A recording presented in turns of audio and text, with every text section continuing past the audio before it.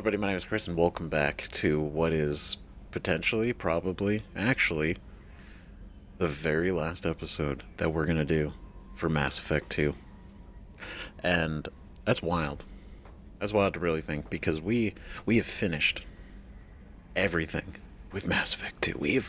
We've gone through the main mission and the story. We finished every side assignment we could that I could find. That I did find. We explored every single planet, and we went through majority of the Codex. There's still a handful we haven't looked at there yet, but we will. But in this episode, that's where we are bridging the gap between Mass Effect 2 and Mass Effect 3 with the mission and DLC Arrival. That, I remember that was like, what, back in like episode 13, I think, right? Because it was, I think it was like right after Horizon. And that's insane. Like, now that I'm like really thinking about it, it was like 30 episodes ago. That's crazy. That's a long time that we got the briefing for this from Admiral Hackett, right? And we're going to go back and we're going to look at that. So, I want to say I apologize for the gap between the last episode and this one, right? Everything that was causing the delay before has been more or less on the mend. That's going well, but literally the next day, I had gotten a new set of glasses and a new prescription because my other ones were not working out so well. Things were getting very blurry, hard to read. It was becoming a problem. So I updated my prescription, and my God, has that been an adjustment for days.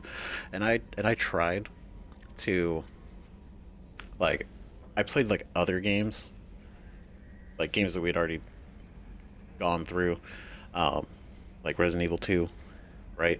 To try to be like, okay, how is this gonna work? You know, and it was not great. It was really rough. It was very like fishbowl effect combined with like slight weird like distortion. It was bizarre. I can't even describe it. But anyway, so that's the reason why this episode is taking as long as it did to come out, because literally my eyes were not adjusting to these glasses yet. But we're good now. Pretty sure. So we're in it.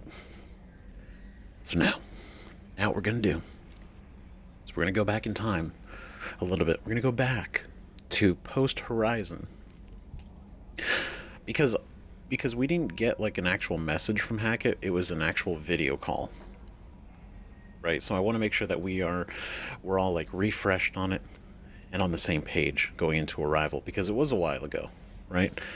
And just, I think it's the right thing to do, right? So let's do that. Oh man, it's weird. It's weird being back this far, right? Because I went and because I didn't have like an in between save, so I had to go through I had to save just as we had arrived on Horizon. So I went through the entire Horizon mission again, just to get back to this point, and it is so weird going from where we are at the end game back to here, right? Like, we don't even have Tally yet. It was like it was a long time ago. But anyway, we're here for a purpose, right? That is to go to the private terminal, because we have a message from Alliance HQ.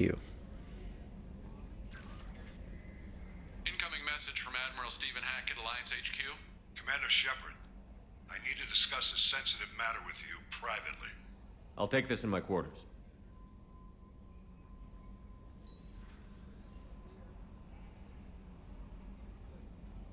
It felt so like urgent at the time. Like, it was very intense. It's like we didn't hear from Hackett for most of the game. Then all of a sudden he's doing a video call with us. Commander, thank you for your time. I'll keep this brief. We have a deep cover operative out in Batarian space.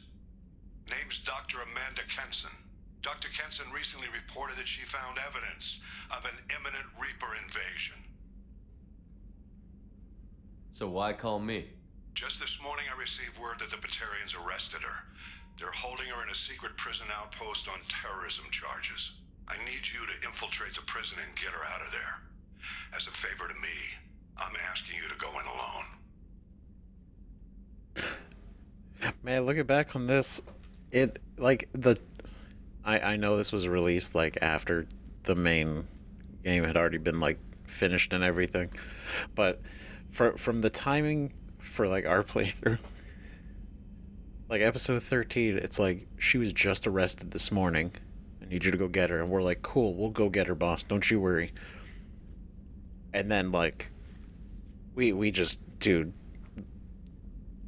30, like over 30 more episodes, like 30 plus hours later, right? She's been in there for weeks.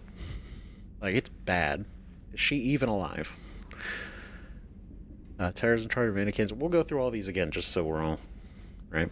What is Dr. Kenson actually doing out there? She's a deep cover operative, Shepard. We talk only when we have to. I'd heard she was investigating a rumor of a Reaper artifact in the system. Her last report said she'd found it. See, and I want to say, like, when this was first brought up too, I immediately was like, this seems like so much more of a priority over the collectors. Like, why? What? I wanted, in my mind, I was like, this should be something we do right now. Right? We could do everything else later with the collectors and dealing with that. But this seems like priority. And I mean, it's pretty good.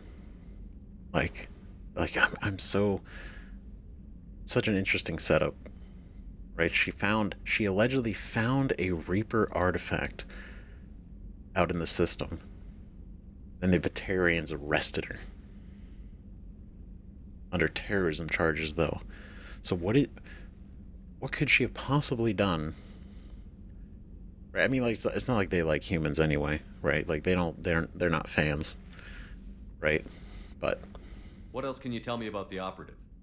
Amanda's a top scientist and Alliance agent working in Batarian space. It's a deadly assignment, and she's one of the few up to the challenge. She and I go back pretty far, Commander. I won't let her rot away in a Batarian torture camp. she hasn't been there that long, I promise. Huh. But no, we're gonna get her out, I'm sure. I thought the Alliance denies the Reaper threat. That must be some proof she found. Kenson's team found an artifact out in Batarian space. She believes it's a Reaper device, proof that the Reapers are indeed planning to invade. I've known her a long time. If she says she has proof, it's worth checking out. No, really. And after everything that we went through for this game, everything from the final mission with the Reaper human larva situation and the sheer massive amount of Reapers that we saw in that brief moment outside the galaxy, only for her to be like, yeah, I kind of found an artifact that's kind of implying that they're going to invade soon, is like, oh god. Oh, like, what do we even do with that? Like, it's happening. If it's true, I feel like we are not ready for this. Like, even if we get her in the artifact and everything, we find out, oh, they're gonna invade in like 2 weeks or like 6 months or tomorrow.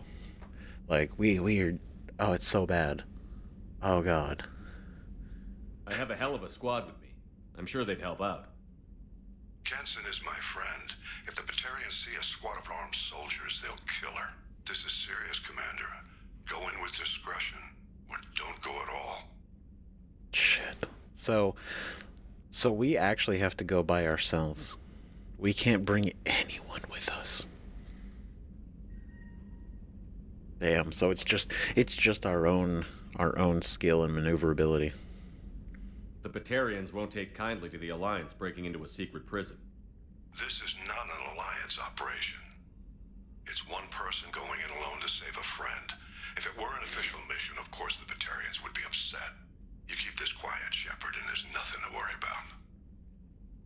He's like, don't you say, this has nothing to do with the Alliance. You don't say shit. All right? We're just going to go in. Not authorized by the Alliance in any way. It's just us going in to save her. Personal. If I have time. I'll make this a priority. The prison is hidden underground in a Batarian outpost on Aiton. I'll upload the coordinates now. Once she's secure, confirm her discovery. We'll debrief you when you're back. Got it. Hackett out. Excellent. Excellent. Now.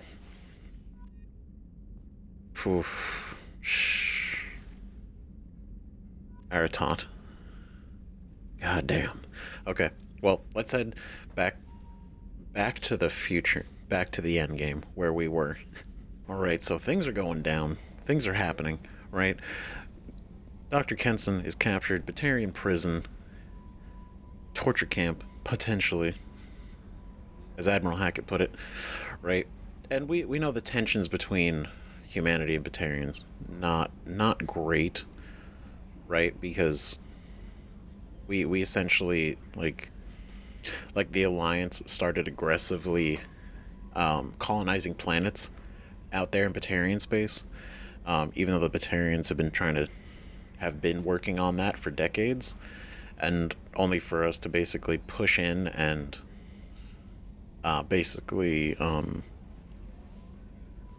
take over a bunch of the planets, or establish ourselves on planets that they were planning on taking, which was the whole reason that the Batarians backed out of the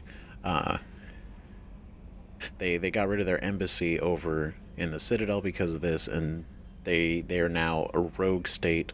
The whole reason the Batarians are so not fans of humanity. Right? And so the fact that she's out there, she got captured, but she found something. That's the interesting thing. And yeah, the way he says it, which now after finishing the whole game, right? Because most of Mass Effect 2, and I promise I'm not gonna go on for like forever this time. But the fact that after you finish the game, right? Because I was thinking as we were going through it, I'm like, okay, at some point the Alliance or the Council, like, somebody's got to turn around and be like, oh wait, the Reapers are a problem. They are a thing. And it's like that it never happened, right? And I'm like, oh man, we're just not going to talk about the Reapers really at all in this Mass Effect 2, huh? And so with this mission existing and realizing that, yeah, they really did denounce the existence of Reapers, and they never once changed their tune on it, only for this one doctor to have actual proof enough to where they're like, no, this is actually really important, right? To the point where Admiral Hackett's like, no, you gotta go in there, get her out. This is serious shit, right? So this is gonna be a whole thing. It's gonna be a whole thing. Jesus. Okay. Because that is going to be all the way down here in the Viper Nebula. Rescue Dr. Kenson. The collector's done. Right? Which another thing has got me thinking, right? And it's been something that was mentioned like a while ago. Right, I think it was actually in the debriefing with Tim, right?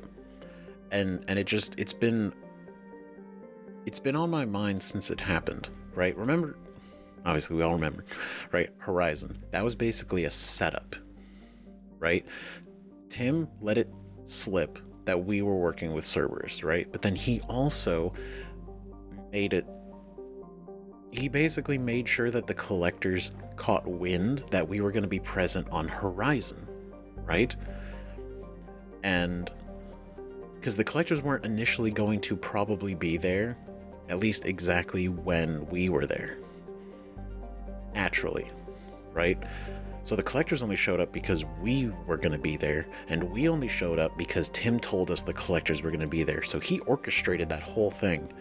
So he kind of fucked over the colony, but that's not the point. The point is, they showed up for us, right? It wasn't just another human colony.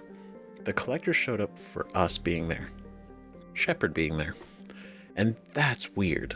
That's weird because it's like, what?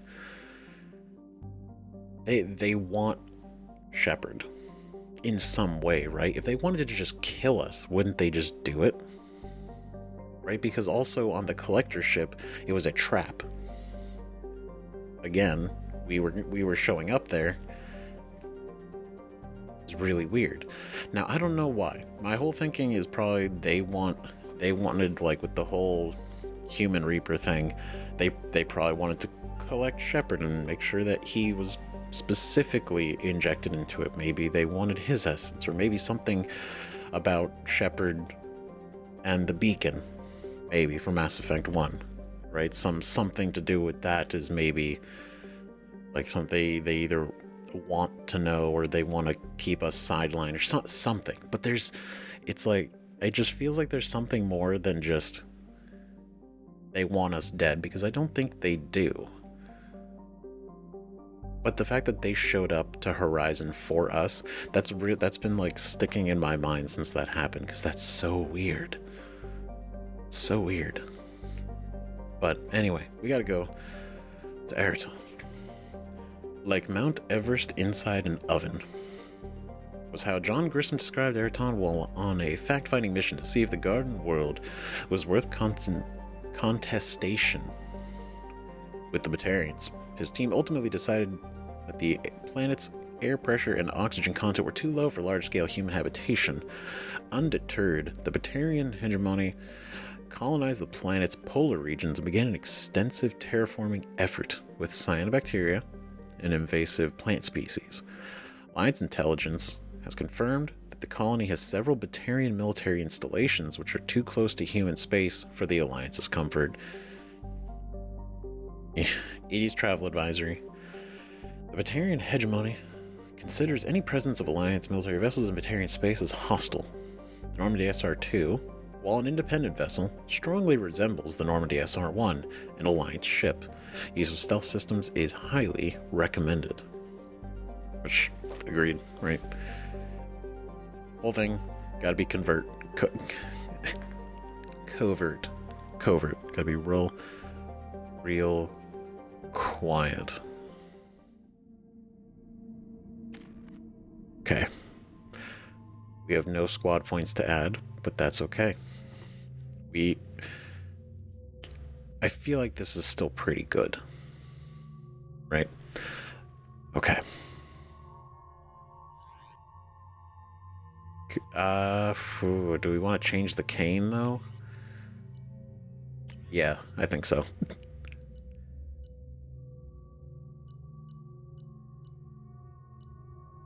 Maybe the avalanche. Well, I'm trying to think, like, how much resistance are we really gonna find? Right? I would imagine Batarian resistance, right? Maybe. Okay.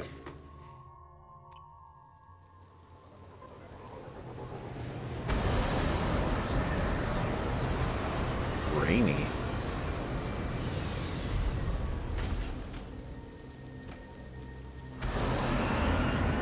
We are wet.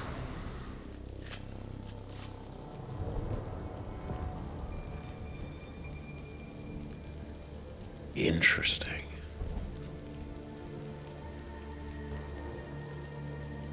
Okay. Okay, so no immediate resistance outside. That's kind of a surprise. Power relay cut power. It's so weird. It's so weird just being by ourselves, right? It feels weird. I don't know which to use. I'm gonna use that until they prove that there's some synthetics here.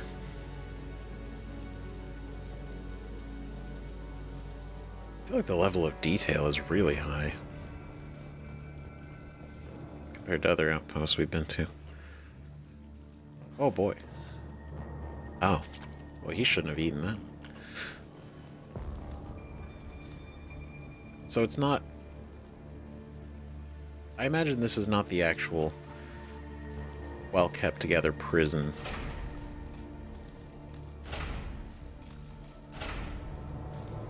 Excellent. Or maybe this is just the way they do it. Oh shit. Okay, we gotta go another way. We've been spotted. Are we? Oh god.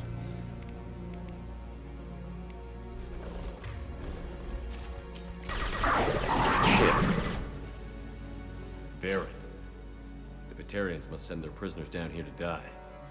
I have to find Dr. Kenson now. Okay, that does make sense. Like, this isn't the actual...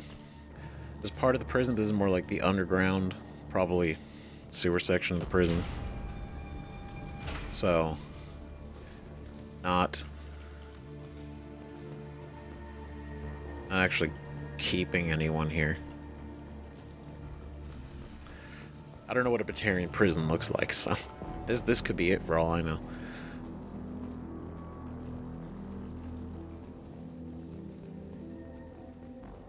Oh, okay. It's getting a little nicer. I mean, nicer, but, you know.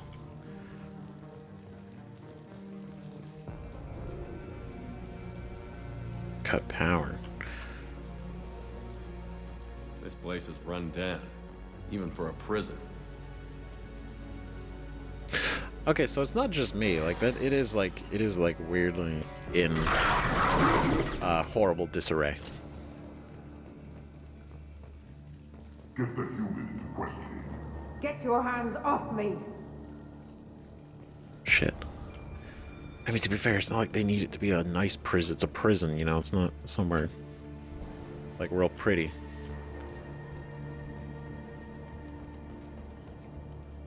Oh, shit. Okay. Ooh.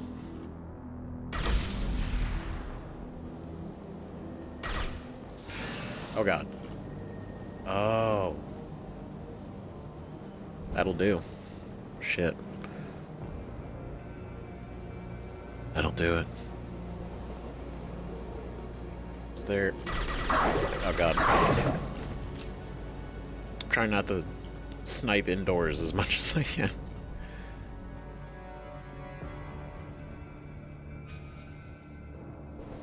Okay, I also want to make sure, like, we explore. Not that I'm expecting to, like, find anything, like, real crazy here. You know? It's a Batarian prison, but... I don't know, maybe there's something interesting. Secrets? Ooh. Ooh, shit. Hello. Okay. I hear humans are scurrying like vermin out in the asteroid belt. Is anywhere safe from them? We should arm a mission to flush them all out. Oh, they really... Yeah, they hate us. What is this? Technology. This looks interesting. More heavy weapon ammo. Oh, shit. Does this mean we could possibly have 200% cane? Finally. Okay.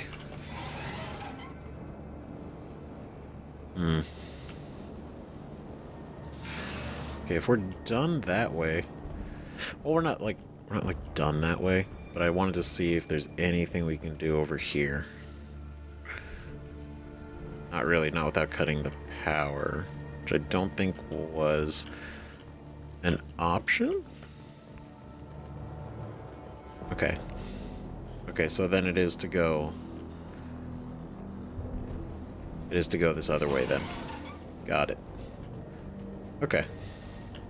Nope. Maybe we can find a way to shut off the power past here, but... Or maybe we just can't even go to that laser through that laser section. They wanted to slam an asteroid into the mass relay. Can they even do that? What difference does it make? We caught him. Who wants to slam an asteroid into a mass relay?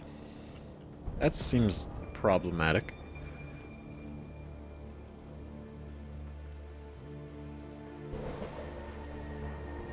Okay. Anything interesting? No? Any good books? Well, at least they have an employee lounge. That's important.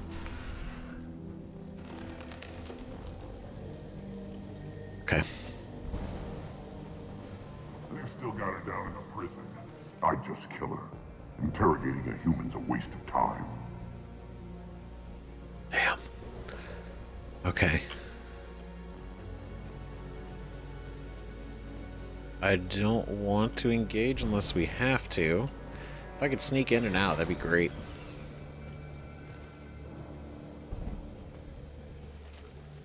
Right?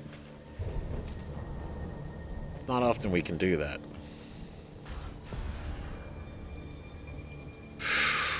Okay.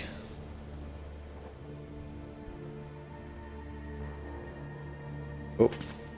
Nice. $400. Okay, so that way leads to the guards. So I don't want to go through that door, because that would walk us straight into them, and they probably wouldn't like that too much. I wouldn't like that too much.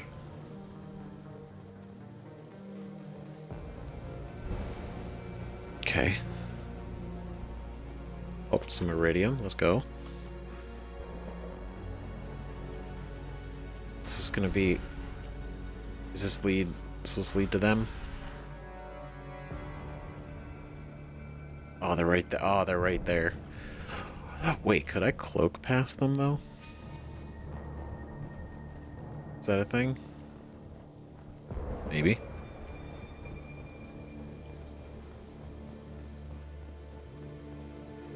Right, because I see... Could probably go up there. How do I get there? I'm so dumb. I could have literally just gone. It makes so much sense. I didn't even think about... Damn. Okay. Okay. Alright, you know what? This is gonna be... No way it would have worked. Relay can't be damaged, much less destroyed. Those humans will do anything to destroy us, I swear. We have to make this one an example to the others. We can't respond kindly to terrorists. So wait. So there was some sort of destruction or attempted destruction of a mass relay. Possibly the one near this system, right? And are they implying like Dr. Kenson was trying to destroy it? Or the Alliance was, or maybe not even related, and they're blaming her because they're saying terrorist. That's the thing. Okay.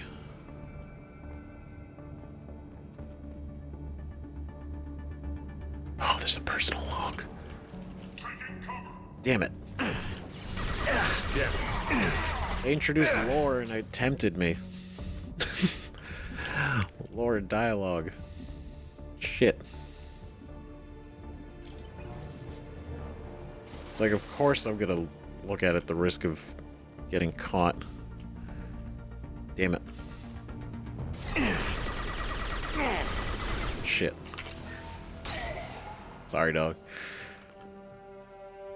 Okay, there's only 3, so...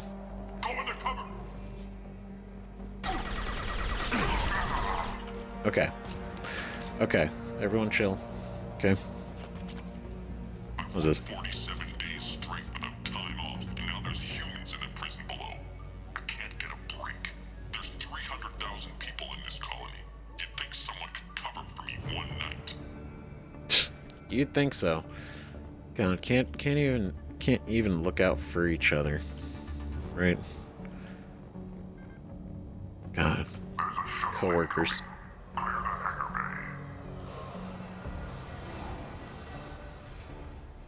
What? That's not... What the fuck is that? I'm sorry. It looks like one of our shuttles. Obviously, like, it's a style of shuttle, right? Ours has Cerberus all over it, but this is, like, not the best condition, and I don't think I've seen that, so maybe we have. It doesn't look immediately familiar. But that's weird that that showed up. Maybe that's theirs. Maybe it's a Batarian thing. I don't know. That was weird. They didn't... I heard an artifact was found in that asteroid belt. And the humans got it? If they did, they'd have swarmed in and put flags all over it. That's pretty funny, though. Access is restricted. Enter authorization code. Fucking... We're taking it, putting flags all over it. So wait, they found the artifact in the asteroid belt? And then, what, did that artifact imply something to do with the relay? And then they had to destroy it? Because the system here definitely is the furthest out from a lot of the other ones. Like from the center of the galaxy, right? But still... I don't know, weird.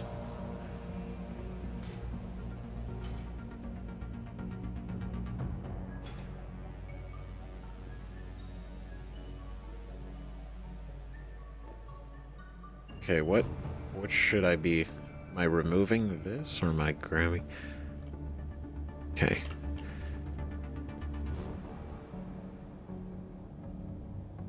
Oh. Oh, there's one down there. Okay, okay, I see. We're doing it. Things are happening.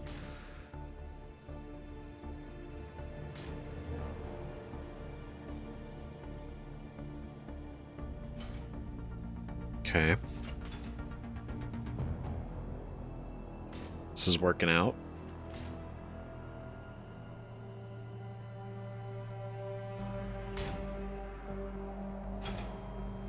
Whoa, whoa, whoa, wait. Wait, come back.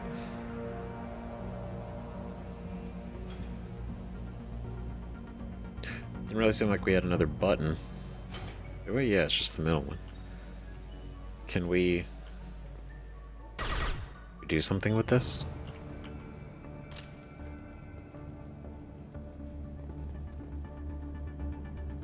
Or, wait, maybe... If I go down here? What's this one do?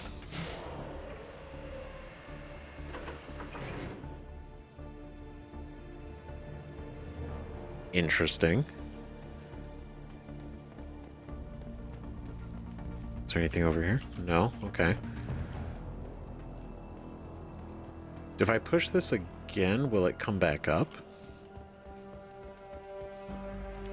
Nice, a rated PDA. I'll take it. Added gel capacity. Shit. Nice. Okay. Okay, so this just goes up and down.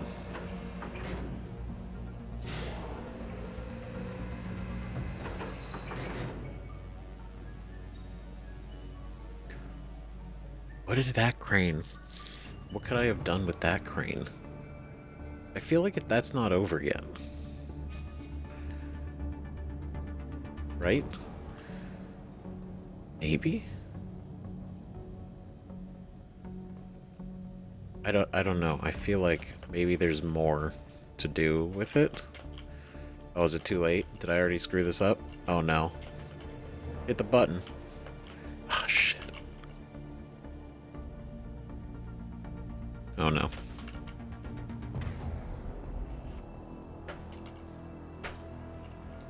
Wait. Damn it. Okay, well, whatever that could have been, I don't know if we could have done anything else with that, or if it was just picking it up, or maybe that's something later? I don't know. Ooh. Oh, maybe I could have... Wait, no, maybe lifting that was how I got to that PDA. Maybe. So maybe we did do it. Okay, more money. That's good. Okay, it's nothing there. Is there anything over on this side? No. Okay. Alright, so far, not a lot of presents for the prison. At least. Not the craziest security, but I mean, how many people would they really imprison? So, you know, I feel like they have to have beefed up security. Security log. Our convoy intercepts paid off. We picked up a message to the Alliance coming from somewhere in the asteroid belt. We listened to the feed until we discovered an operation run by a human named Kenson, smuggling engine parts and guidance systems into the system from Omega. We intercepted Kenson's vessel and took her and her people into custody. Interrogation has produced nothing but frenzied rambling so far. Oh, that's interesting. Man. Our convoy intercepts paid off. We picked up a message to the Alliance coming from somewhere in the asteroid belt. We listened to the feed until we discovered an operation run by a human named Kenson, smuggling engine parts and guidance systems into the system from Omega. We intercepted Kenson's vessel and took her and her people into custody. Interrogation has produced nothing but frenzied rambling so far. So she was in the asteroid belt, searching, and then she sent a message back to the Alliance, which they intercepted. Right? I don't know if the engine parts and guidance systems to Omega are just like a separate situation, right?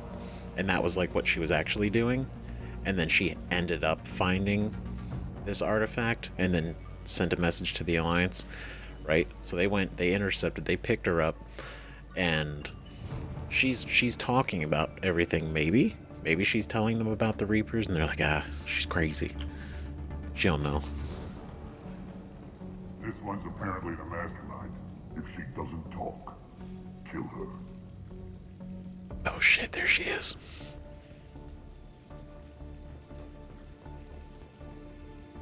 Okay. Whoa. Alright. Okay. Come on, man. That's literally a Reaper.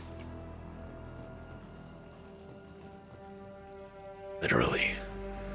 Because I don't want to be like, that's Sovereign, because so far, all the Reapers that we saw, right, in that moment, were all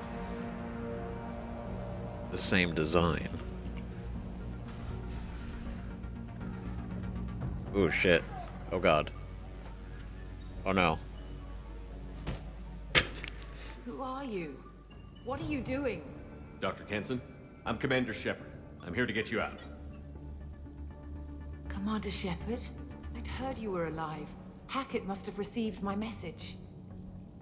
Damn it, I didn't think this was gonna go into the room. Because I wanted to listen to the intercom and go, probably shoot the other guys too. Damn it. But here for the evidence. You coming along is an option. We're not safe here. Can you walk?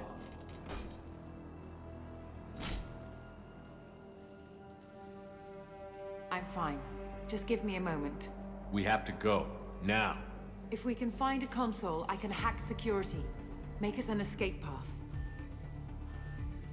Oh god. Then we'll find one. Go. Shit. Ready. Damn, Dr. K.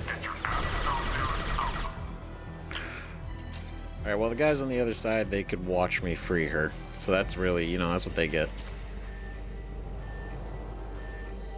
That's hella security for...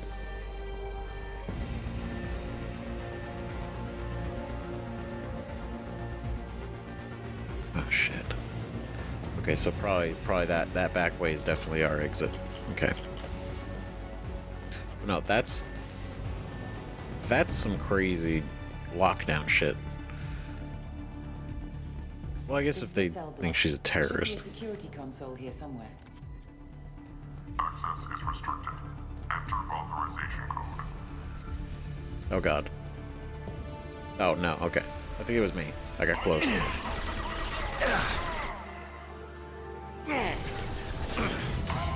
Cool. Heads up! Enemy down! Shit. Deploying flammables! Is that a grenade? It is. I haven't seen one of those in a long time. Gotcha! Oh. Embarrassing. Oh, shit. Okay, that's pretty... Okay. It's bigger on the inside. Oh, God. Burn! Shit. Nope. Damn it. I just like walked around the corner and then I just like panicked. Oh. Hold on. Hold on. I got cover. I got cover. Now we can be a little more serious.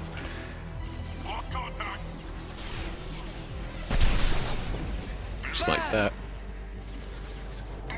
Okay. Oof. Damn it, missed. Done. Suckers. Okay. Okay. Alright. I feel like there's more. But they just haven't shown themselves. Not yet.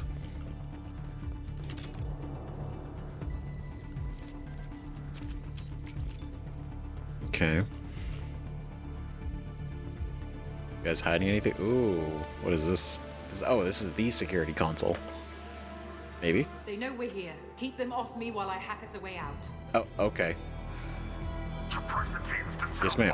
Her health bar. Got it. Okay. This is gonna be... Okay. Oh god, where are they coming? Where are they gonna be coming from? Shit. Yep. Hold on. Oh god. Shit, shit, shit. No, no, no, no, no, no, no. Fuck. Damn it. No. That all was a mess. Please, let's ignore that even happened. Okay. Keep them off me while I hack us a way out. Okay. Okay. This is where I should have been. Right? Now. Ah, shit.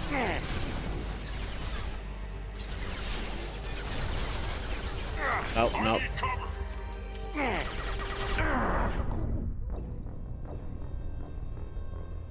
Hold on, hold on. Hold your comments. Don't say anything yet. Listen. Listen. I'm figuring it out. They know we're here. Keep them off me while I hack us a way out. Okay. Okay, so I imagine maybe it's best I don't just stand out there. Maybe I wait for them to get closer. Because they're obviously coming from that way. But are they coming from any other direction at the same time?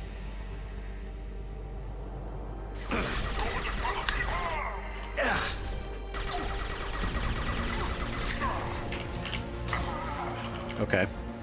Okay. Shit. Okay. Okay, this is better. The door we came in through. Keep them out. Yep, do it. Working on it. They're coming through that door in the back. Lock it down. What? How do I do that? Oh wait, the door we came in from. Can I do it? Or is this something that like I need you to do? Like, literally.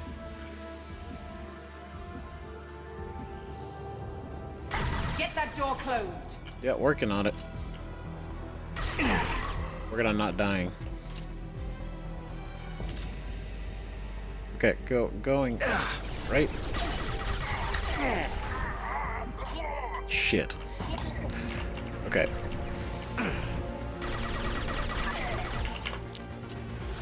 Okay. Oh god. Let's be real. Close the door we came in through. Keep them out. Yep. Shit. Okay, powers. Done. Okay, door override. Go, go, go. Hit it. Let's go. They're coming up from below. Shit. Other side, go. Yep.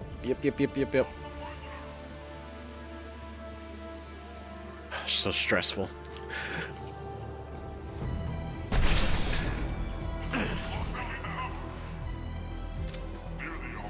Oh.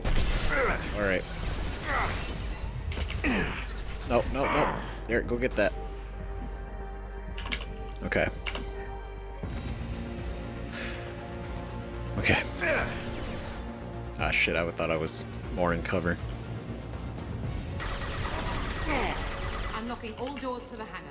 Still need more time. Oh, that's a good idea, though. Take your time. I got this. It's all good. It's fine. We're going. Shit.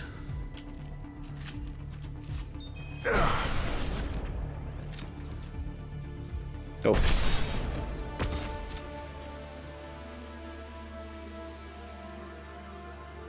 Oh, damn it. There you are. Shit.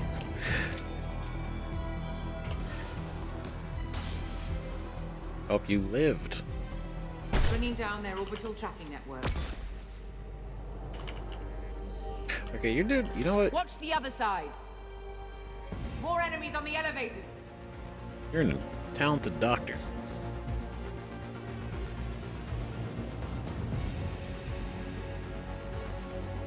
This is a lot.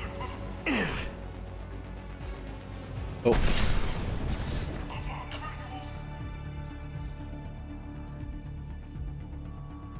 Okay, shit.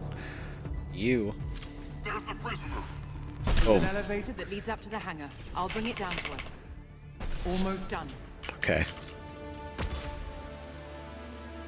This is like my safe pillar right now. Everything else stresses me out. Okay. Lost contact. There's the prisoner. Is it? Is it the prisoner? Or is it me? That did it. Let's move. You good? We're good? We're good? We're good? Great. Excellent. Okay, we gotta go. Get to the hangar. Do not let them escape.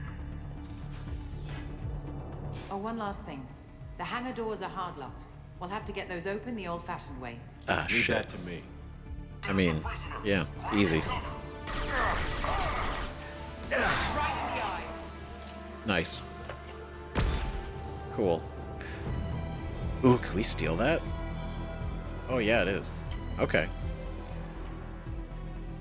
So did some random shuttle showed up and we're just gonna steal it. But we can't because we gotta get these open. Nice. It's all good. Oh crap, it's on the other side. Get through my shield! Nope. Nope, heal. Heal. Everyone's fine.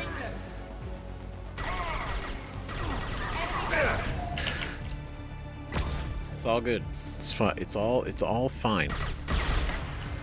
Cool. Shuttle doors open, or hangar bay doors open, so we can get in the shuttle.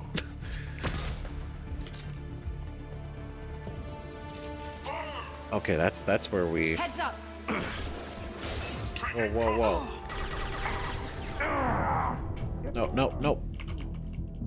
Shit. I think we just board, right? Like, we're good. We're good. We can just go. Nope, never mind. We gotta deal with this shit first. Which is fine. That's fair.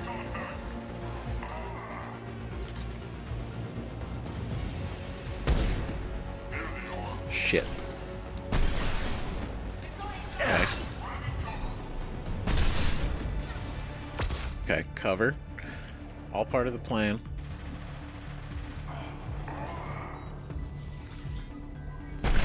Okay. Great. We good? It's too hot in here. Take out those guards. Who's left? Where is he? Burn. Okay. Okay, now we're good. Is it a little bit cooler in here? Not as hot? All right.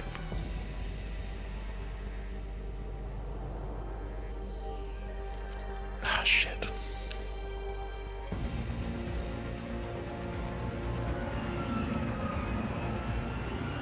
Oh, God. Whoa. Shit. That sucks. Sucks for them. Engaging autopilot. We should be well out of range before they get their security measures unscrambled. Do you think they'll come after you? I'm not taking any chances. Batarians don't take kindly to humans who plan to destroy their mass relays. So the charges against you are true. Well, to be fair, that's about half the story. My people and I were here investigating rumors of Reaper technology out in the fringes of this system. I guess you found something. We found proof that the Reapers will be arriving in this system. When they get here, they'll use its mass relay to travel throughout the galaxy. We call it the Alpha Relay. From here, the Reapers can invade anywhere in the galaxy. So you decided to destroy it? Exactly. Doing that would stop the Reapers' invasion. Even at FTL speeds, it'd be months or years before they got to the next relay. We came up with what we just called the Project. A plan to launch a nearby asteroid into the relay and destroy it before the Reapers could arrive. Of course, the resulting explosion would probably wipe out the system. Oh, shit. Oh my God. Okay, so wait. So this relay, it's the Alpha Relay. So this relay can go to any other part of the galaxy? Or like this is just the... This just happens to be the one? And so this Alpha Relay. So she's thinking, if we destroy it, will it actually stop the invasion or just make it take way longer? Because it sounded like they could destroy it, right? But then it would take months for them to travel, even at FTL speed, to get from, like, let's say this system, right, to the next one. It would slow them down. It wouldn't stop them, but it would definitely slow it down. But at the risk of completely taking out this entire system, blowing up the whole planet and all the other planets. How did you plan to launch an asteroid into a mass relay? Moving an asteroid just requires thrust and guidance, which are readily available in Omega's salvage yards. Get the right amount of power and a good VI to drive it, and you can pretty much just point and shoot. Okay, so you were basically just like, oh yeah, it's possible. It's totally possible. You were even prepared to do it. Shit. I've always heard that mass relays are indestructible. I've heard that too. But I think it's more that nobody's willing to find out what happens when one is destroyed.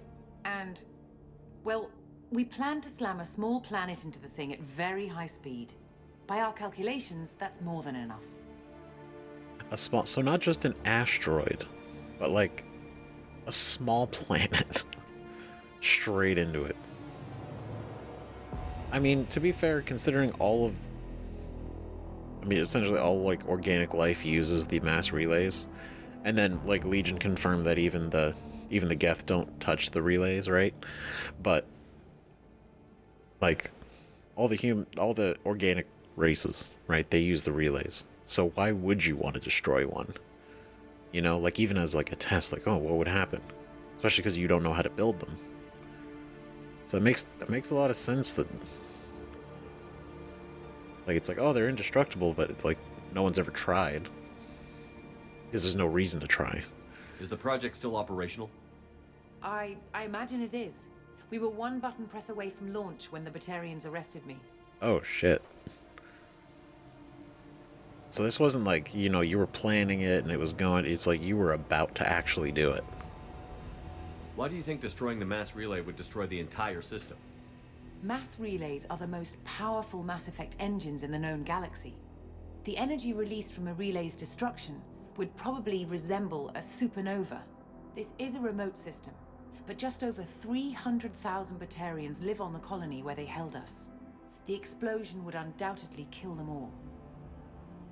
300, over 250 million Batarians would just all be obliterated. 250,000. Sorry, I said billion, and the second I said it, I was like, that doesn't sound right. 250,000 Batarians is a lot. That's still a lot, right? They would all just be killed. Fuck. How were you caught? We've been smuggling Starship parts from Omega. Thrusters, guidance, and aftermarket ESO core. That makes sense. The Batarians thought that looked suspicious. A few days ago, I took a few of the men on a scouting trip, and the Batarians pounced on us. They never found our actual base. Shit. So, okay, so now that confirms that the whole parts thing wasn't a side op, and then they ended up finding the Reaper artifact. This was quite literally all part of the same project. And so they're trying to get parts from Omega to put on this planet to then send it into the relay. Shit. Any more proof than that? I still don't see how you learned about this supposed invasion. The evidence came from what we call Object Rho, a Reaper artifact we discovered among the asteroids near the relay itself. When we get back to Arcturus Station, I'll explain everything and provide copies of all our notes on the artifact. That's Object Rho. What is a Reaper artifact doing on an asteroid? We don't know, or even what its purpose is. Some things are just too old or large to comprehend. Even a Reaper thousands of years dead contains power. Their artifacts are worthy of study, regardless of their purpose. Yeah, but we don't know what... Their artifacts could be terrible, could be bad. How exactly does a Reaper artifact give you proof of an impending invasion? It showed me visions of the Reaper's arrival. Much like your Prothean beacon, I imagine. The Reapers are coming, Commander. That much I know for certain. Oh god, she found a Reaper beacon. Oh shit. What? Indoctrination. This is now so present and prevalent that I don't trust anything to do with the Reapers could easily be tied to indoctrination in a way, right?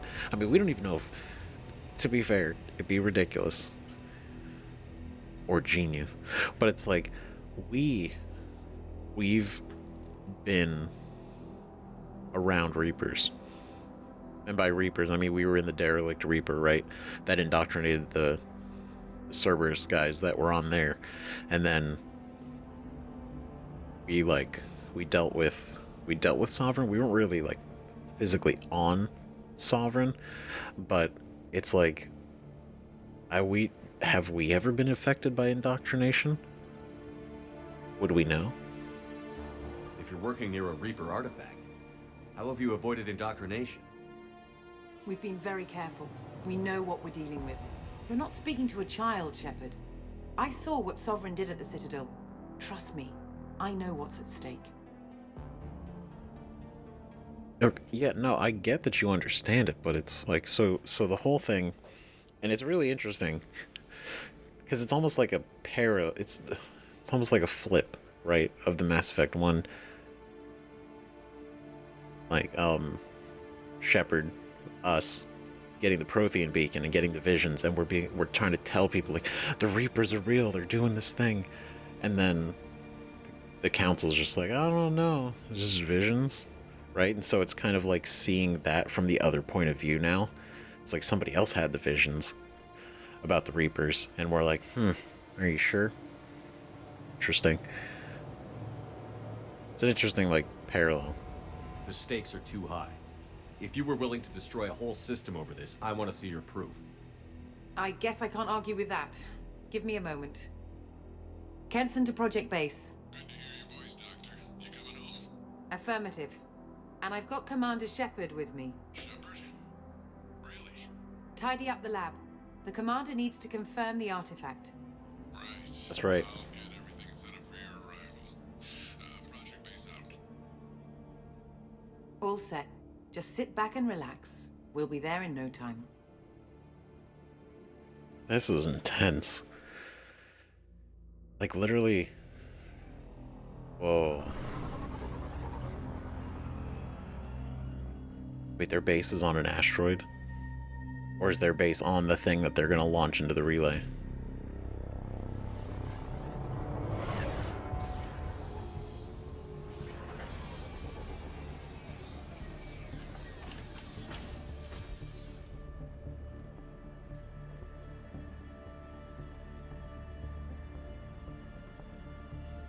There's so many questions. Here we are. Welcome to Project Base. What's this? That's our countdown to arrival. When that gets to 0, the Reapers will have come. Just over 2 days and counting. Puts things in perspective, doesn't it? Fucking stop. There's like a literal timer. And it's actually actively counting down. So, literally in 2 fucking days, they're gonna show up? No way. No way, we're running out of time. Are you sure that's right?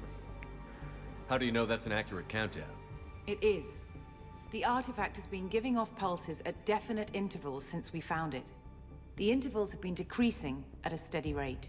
The artifact is reacting to the Reaper's proximity.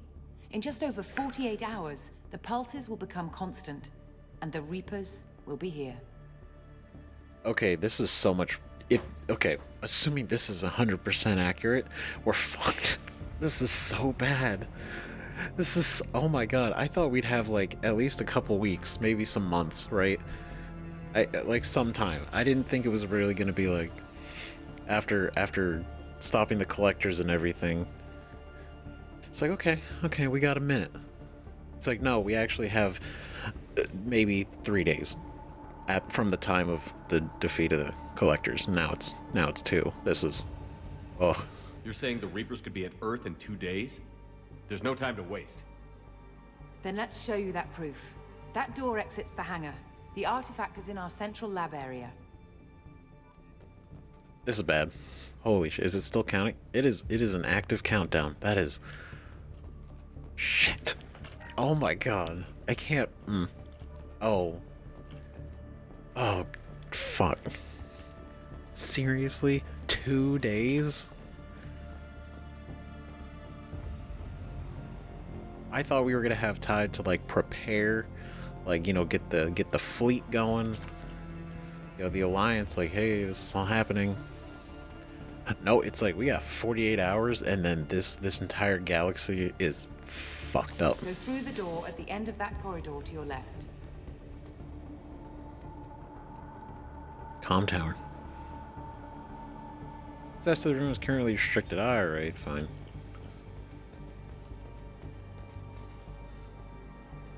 Oh, okay, restricted also. So what would it take to get the project back up and running? Everything was in place when we were arrested. It wasn't a question of could we, but should we. Great. What alternative do we have? The Reapers will reach this system regardless. But the Alpha Relay is their shortcut to the rest of the galaxy. If you want to keep the Reapers at bay, this relay must be destroyed. Damn. So yeah, so that does kind of more or less confirm this Alpha Relay is their way. They hit this one, and then from this relay they can go to every other relay or system super easily. But if we destroy this one, they can show up, but they'd have to, like, kind of go normal FTL speed. So that it feels like it seems like a very moral dilemma of, like, do we kill 300,000 Batarians and wipe out an entire system from existence to slow the Reapers, who could very easily wipe out And probably plan to wipe out all organic life immediately.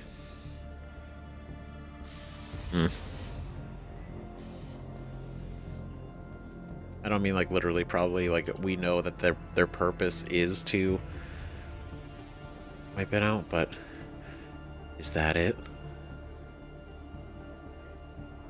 The fuck? See the relay from here? Or are we in like a totally different system? I don't know. Now, oh god. This is so much worse. This is so much worse than I had anticipated it ever actually being. We have to get the project running again. It's probably the only chance we have. One sec. Let me get the door. Are we gonna be able to get the visions too? Holy shit. Commander Shepard, I give you Object Row. You have the Reaper artifact just sitting here? Out in the open? Literally, When right? we found it, it showed me a vision of the Reaper's arrival. Kenson, Yeah. this is not good. Yeah, it's Give bad. it a moment, Shepard. It'll give you the proof you need. Oh god, is she indoctrinated? Is this all bad? I mean, it's...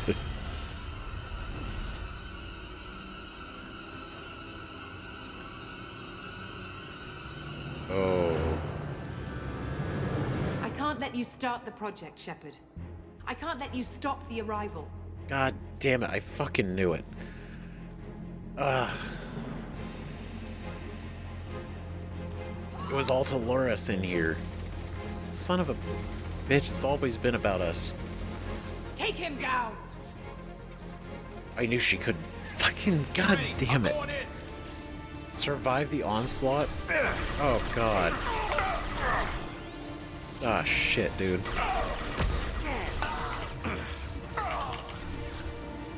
Okay, object row power level.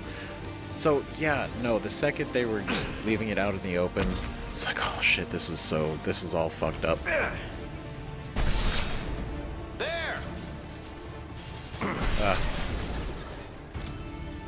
Okay. Extra shield. Don't make this difficult, Shepard. You're making this difficult. Do not resist. Give yourself over and be spared. What? Is that Harbinger? Or is that just like the artifact that happens to have a similar voice? What the fuck? Of course I won't go down. Shepard doesn't go down. We don't want to hurt you, Commander. Lay down your weapons.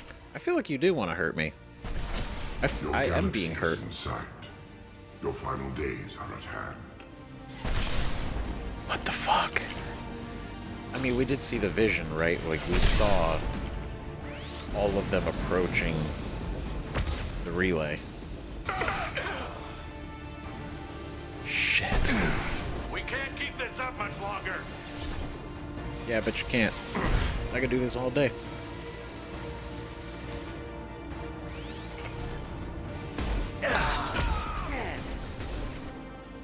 Okay. This will only get worse for you, Shepard. Oh god, there's a big guy. The end of your species will come. Uh-huh. Shit. Burn, Shepard! Oh god. Can I jump over this? Not really. Shit. No, cover. Damn it. What?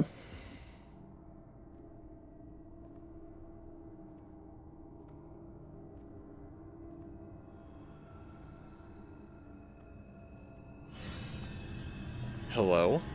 Take him to the med bay and patch him up. We want Shepard alive.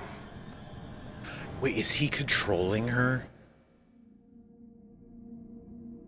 What the fuck is happening? Like Shepard was waking up a moment ago. But it could be a glitch in the system.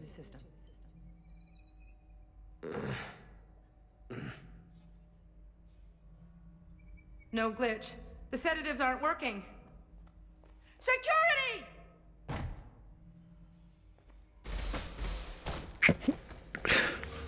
I fuck him up. You were back in Cerberus outfit? Escape. Find a way to escape the med bay.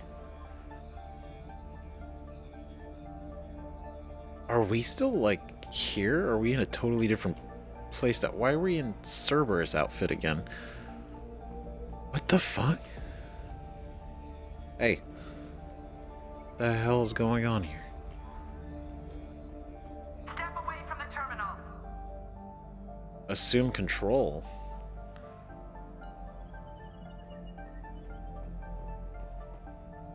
The project is almost complete. I thought I'd feel a sense of accomplishment, but instead, I feel dread. I can't help but think we're doing something terrible. I mean, to be fair, you were basically getting rid of an entire system of planets and killing a just shit ton of people, right? But it's one of those. It's another one of those things where it's like small price to pay for protecting the entire galaxy. Just they had the artifact, and then we literally even brought it up too. It's like, how are you avoiding indoctrination if you're around a Reaper object? And she's like, because we know what we're doing. And it's like, what does that even mean? And then the fact that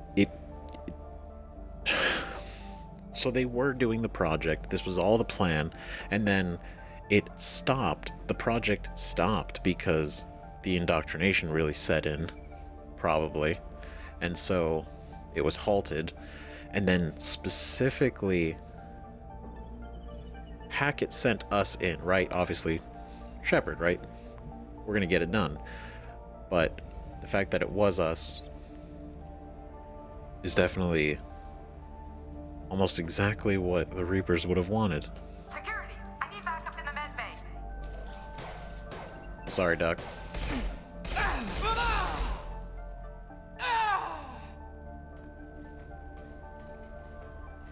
I felt bad for that, actually. But oh God.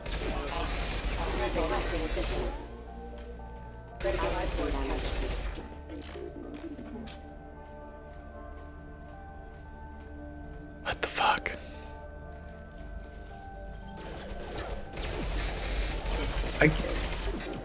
Are we still in the... We're still in the project base, right?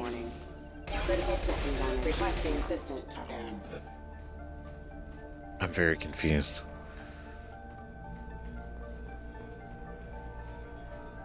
Power junction. Oh, well. Shepard's escaped. All available personnel to the medical wing. Can I pick this up? Let him activate the project. Nope. Okay, so we're still here. They are actively trying to stop us. Okay, you know what?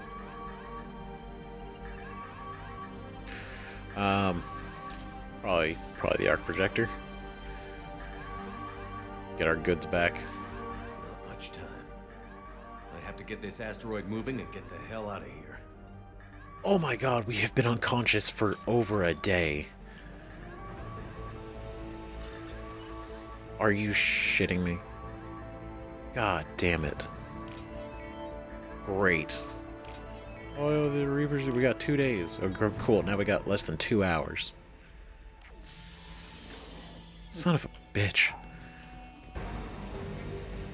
Okay, so our whole thing is we gotta hit the button. They did say it was a button press away. So all we have to do is hit the button, project restarts, throws whatever thing that they were setting up straight into the relay, blow it up. Shepard's past them. All personnel, get in there. It's like, I'm sorry system, but at this rate, it kind of did confirm that they are coming. They are very close, and we need to delay them as much as possible. Secure the project control room. Do not let Shepard in there. Oh God. Shit.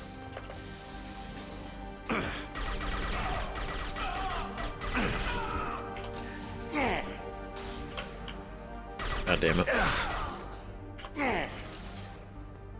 Okay, who's hitting me? You.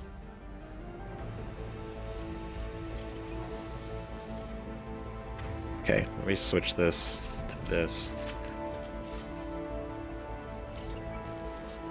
Shepard's in the living quarters. Seal off project control. Oof.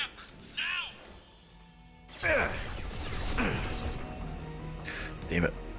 I thought I saw it. It was a mech and it was deactivated, so I became distracted. Shit.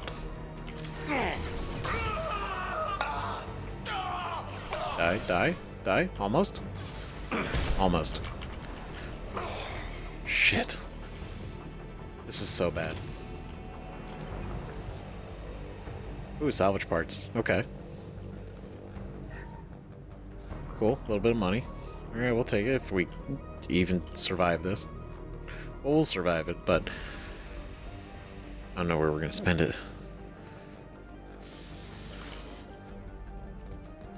Shit. Yep. You guys are indoctrinated. I don't trust any of you. This is unfortunate. I didn't want to have to do this. You guys forced my hand. Just remember that. You did this. I didn't do this. You did this. To yourself. Right? I was fine. I was playing along.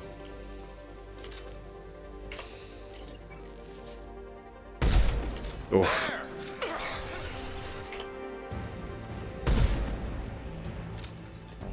Okay.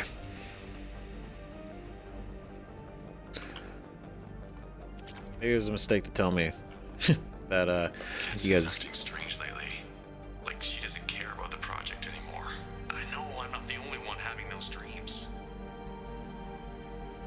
Dude, everybody here got fucked over. Are coming, she says. But I'm not sure if I'm hearing fear or hope in her voice. Damn.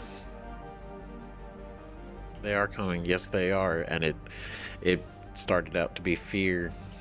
Like, oh god, they're coming.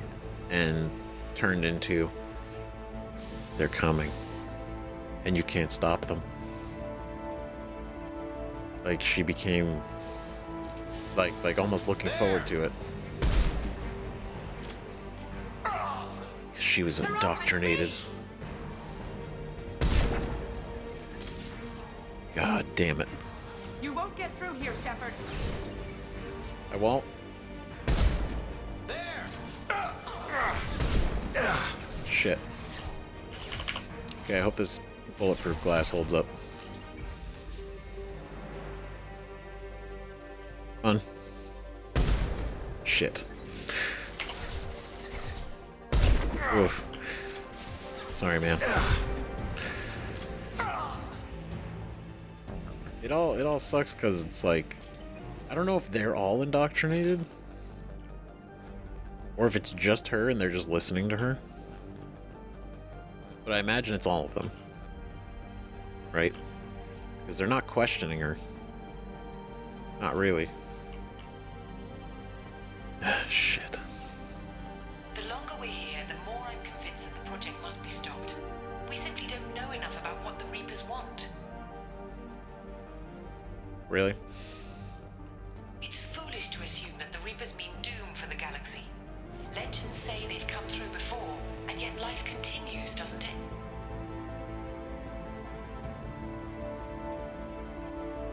No. That's exactly the problem. You don't know shit. This life doesn't continue, life reboots, basically. It's a restart. But obviously she didn't know that. Most people wouldn't know that. We only know that because of everything we've gone through. Which isn't very common knowledge. Shepard's heading for project control. Get in there, now. Oh. Ooh. I mean, you were in the way. You really did it to yourself. Shit.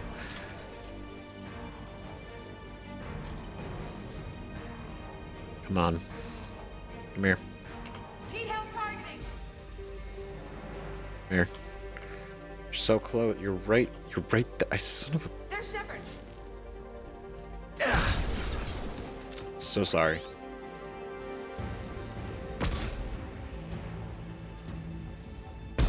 Ooh.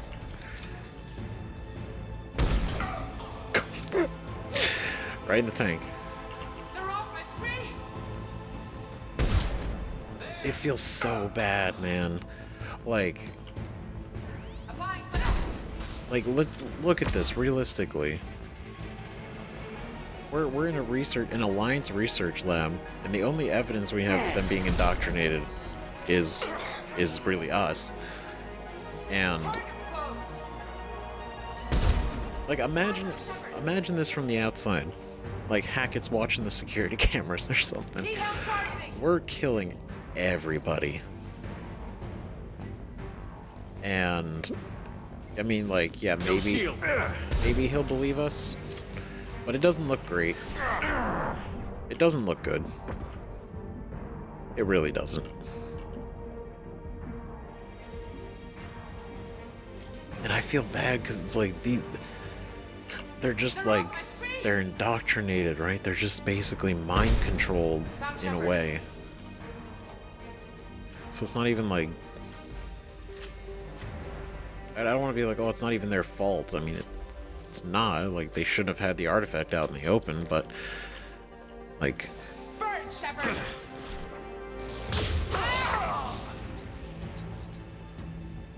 shit.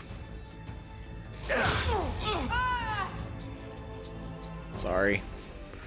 This actually feels really bad, though. Like, this isn't good, killing all these people. God damn it. Is there anything else, any other research notes or anything? Because we can see the progress of indoctrination. Just like, we have to finish the project, and then slowly kind of becoming less interested in finishing the project, and then questioning what the Reapers actually want, and it's like, maybe we actually should let them show up. That's insane. An hour and 45 minutes. That's like nothing. This is so fucked. Welcome to Project Control.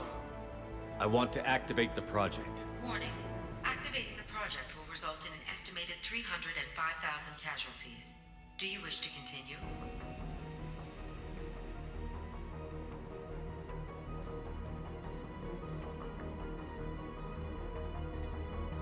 We killed everybody here, and then, oh, it is actually this physical place that they are launching.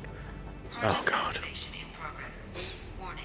Collision with mass relay is imminent. Begin evacuation procedures. Warn the colonies, call Normandy for pick. Oh fuck. Oh shit. Oh god. I could call for a pickup or could warn the colonies. Like, I'm sorry, this looks so bad. Like, we just killed everybody here, and then we're gonna blow up the relay by ourselves, killing all these people. This is bad, but we could hopefully find a way off of here. Alert! All colonists living in the Bahak system. This is... Shepard, no! Do you have any idea what you've done? You leave me no choice. If we can't stop this asteroid, it must be destroyed. Tell me where to find Dr. Amanda Kenson. Dr. Kenson is traveling to the reactor core module. Oh shit. An ESO-core meltdown should do it. Because of you, everyone on this rock will be obliterated. Not if I get to you first. Oh yeah, because of me? Because even though you fucking did this shit? Oh god, I hate that it's a red time. Oh, shit. Sorry, man. Sorry. Fuck. Nope.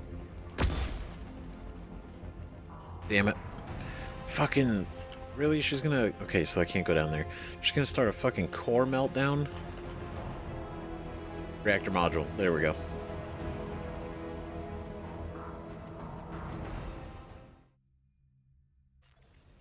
She's gonna try to stop this place by blowing it up.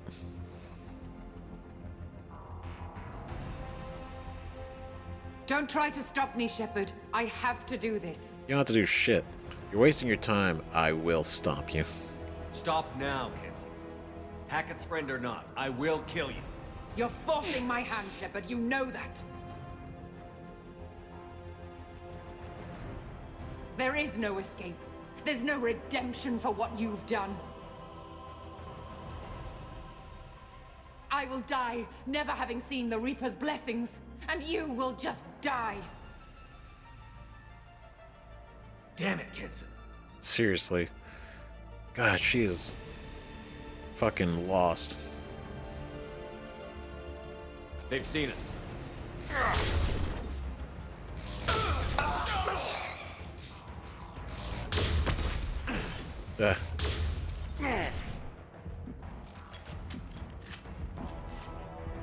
No, maybe not sniper right now. Okay, I'm gonna kind of recover shields. There we go. Shepard is trapped. Keep him in there. No, I'm not trapped. You're the one who's trapped. It's the rest of you that are trapped. You're trapped in here with me.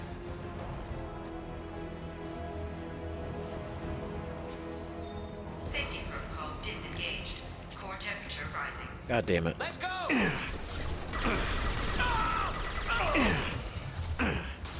I thought that was gonna hit him. Stop, drop, and roll! Okay.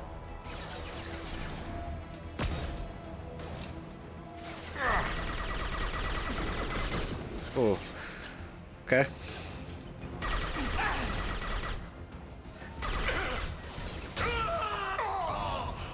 I got them both, though. Okay, what is this? Cooling controls. How do I stabilize the reactor core? All automatic safety protocols have been overridden. To stabilize the reactor core, manually insert cooling rod A from this control station. Okay. Manually insert cooling rod B from control station B.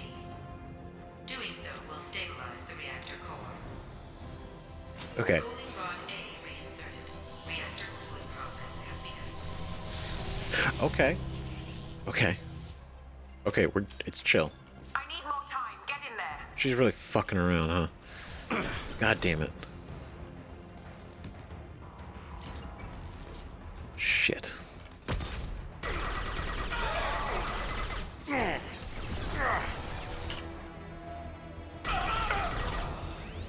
Oh. Yeah. Okay. Okay, so we gotta get to the other one. The other one real easy. Just get to the other side. And then plug it. Super easy, right? Super easy. Super straightforward. God damn it. Okay, is there? Yep, mid station. Thank you. Deactivate plasma venting. Plasma venting aborted. Okay, good. Okay, just money. Okay, so that's not usable. There's nothing else here. Cool. Let's go out this way.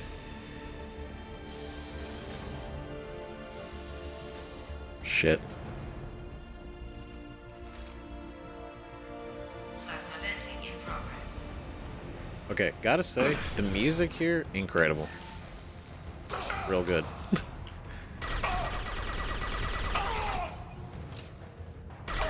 Shit. Shepard is in the maintenance area. Go! Yes, I am. There's nothing you could do to stop me.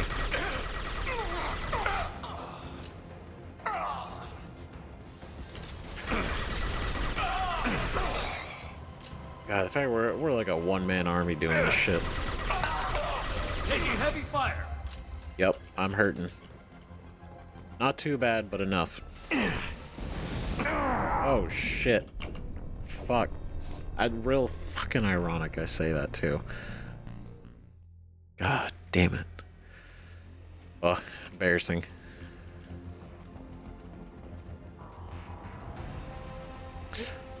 Put on the armor, but then like the second I went to aim over the ledge, started torching.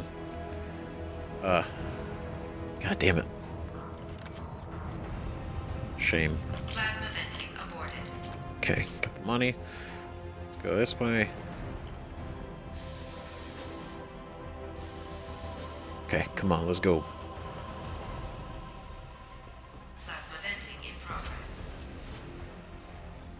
Whoa. Yeah. I was hoping I'd get the tank. Shepard is in the maintenance area. Go! Okay, what's this way, though? Is there anything I can mess with here? No? Oh, maybe. Ooh. More Ezo. Great. Okay.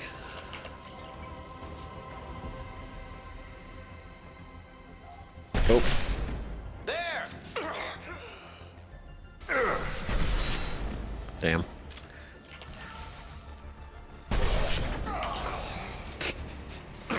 Shit.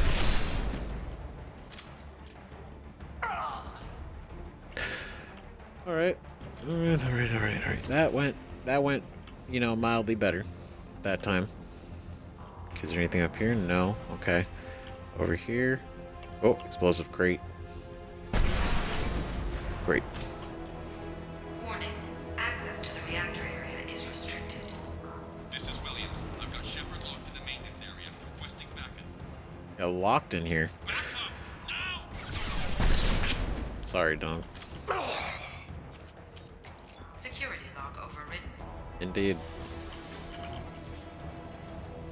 God, we are flying. I don't even know how we're gonna get off of here. Okay, hit the tank, I'm pretty sure. Yep, there it is. Sorry, dude. So fucked up. I thought I saw somebody else coming.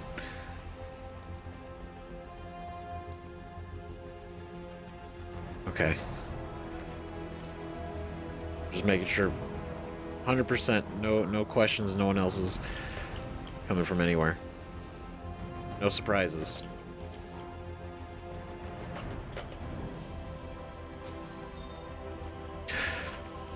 Okay. Okay, more Ezo. That is crazy. They really did plan on launching this entire asteroid where their base was. All to make sure that the relay was destroyed. Honestly, that's pretty badass. They were willing to all go down just to make sure they could slow down the invasion.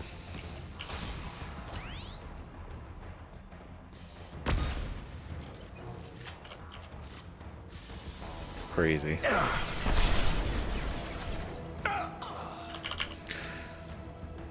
Okay, shield. Boom. Oh.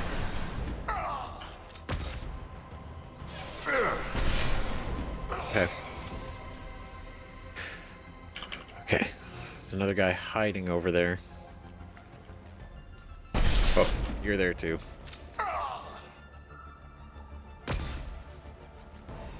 I don't think it's not anybody else. I'm definitely gonna have to cloak my way around. Reactor temperature approaching critical. Sorry, dude. There! Drop and roll! Oh shit. Okay. Ooh. Terrifying. It's a lot of fire.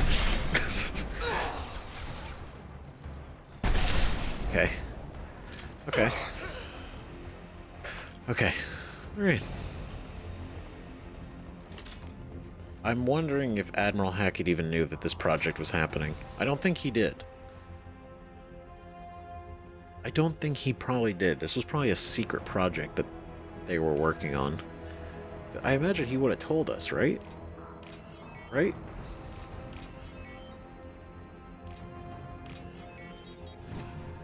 I would hope. Maybe not. I don't know, actually. I don't even know. Now I'm not sure. Not even what I know anymore. Cooling rod B reinserted.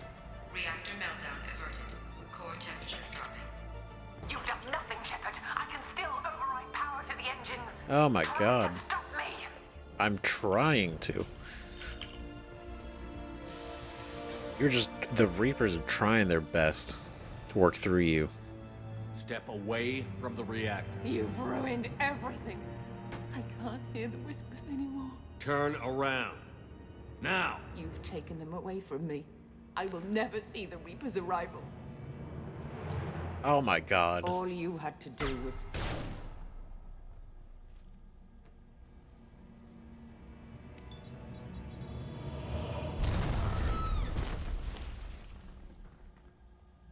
Warning. Collision imminent. Fucking goddamn it. Warning. Collision imminent. What are the few times I do that? Warning. Of Collision course. Imminent. Warning. Collision imminent.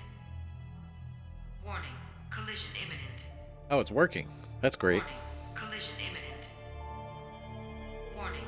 Collision imminent. Yep. That's what Joker, this is Shepard. I need a pickup. Now. Communication system damaged. Ah, fuck. Damn it. Evacuation protocols in effect. All personnel report to escape shuttles. Where can I find an escape shuttle? Yeah. Take the lift from this room to the external access. From there, proceed to the communications tower. Oh, shit. The remaining escape shuttles will be located on the tower's landing pad. I have to get to that comm tower and take a shuttle. It's my only chance. Yeah, literally. God, doing this solo is crazy. We have 28 minutes till they show up. What the fuck? Dude, come on. Like, I'm gonna be real. Hackett. Look, man, I tried to say... I know you guys go way back. I tried, dude. Okay, I did. I did. She was fucking around, man. She was... Oh, God. I have no idea how we're going to explain that to him. Did you save her? No, I actually shot her. I'm the one.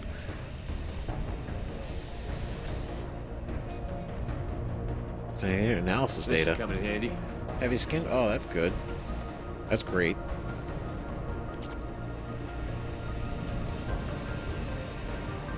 I don't think we need the palladium.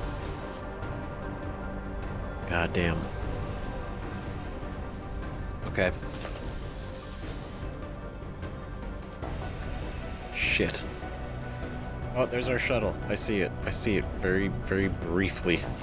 What is this? Money? Oh, God. Oh, there's the door. Got it. Yeah. Go. Fuck. Okay, well, we stopped her. Stopped her, which means this is still gonna hit before that timer counts down. I hope. Right? But it's about us surviving. Oh god, it actually... Oh god, the proximity meter. Shit. Oh fuck, dude.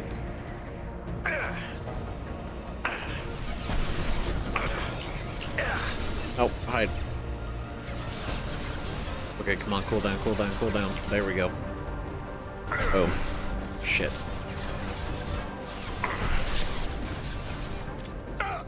Fuck.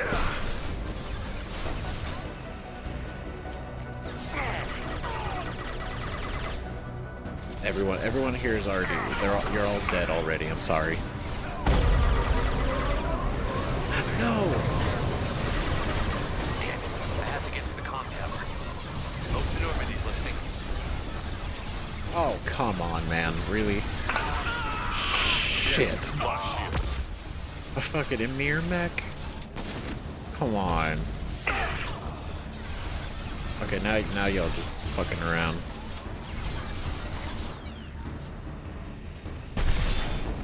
There!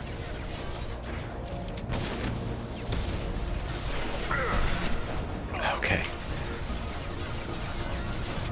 Okay, run. This way. Oh god.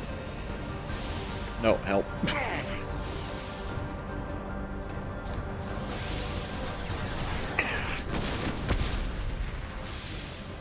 Shit. God, why is he so strong?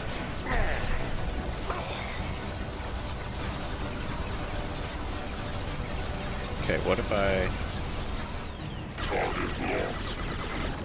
Okay. Good, good, good. Great.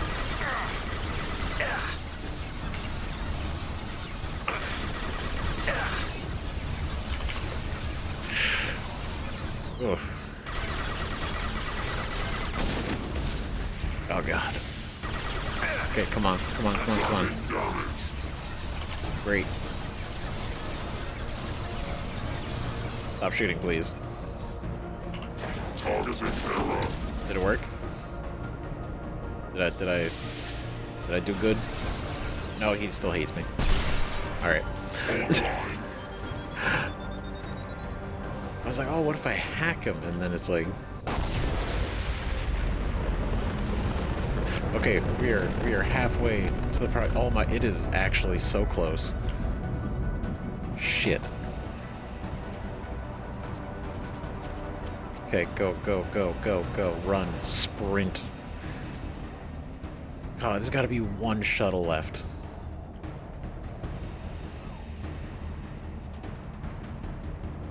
There's a comm relay. Oh, it's on that side. Shit.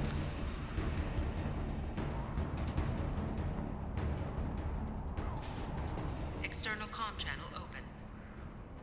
Shepard to Normandy. Joker, do you read me? Stop. What the fuck? Shepard, you have become an annoyance. You fight against inevitability, dust struggling against cosmic winds. This seems a victory to you, a star system sacrificed. But even now, your greatest civilizations are doomed to fall. Your leaders will beg to serve us. That's so... God. What the fuck? Your greatest civilizations are doomed to fall. Your leaders will beg to serve us. Shit. We will not go quietly. The project is a warning shot. No cost is too great. Shit. Maybe you're right. Maybe we can't win this. But we'll fight you regardless. Just like we did Sovereign. Just like I'm doing now. However insignificant we might be. We will fight, we will sacrifice, and we will find a way. That's what humans do. Know this as you die in vain. Your time will come. Your species will fall. Prepare yourselves for the arrival. Oh, fuck.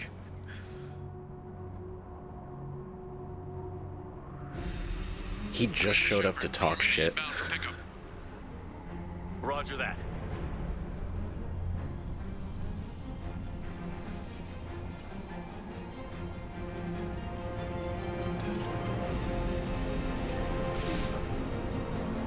Fuck, man. Even Harbinger's like, yeah, man, this isn't gonna really do anything in the grand scheme. Get us out of here, Joker. We gotta get out of the system. This is going to fucking explode.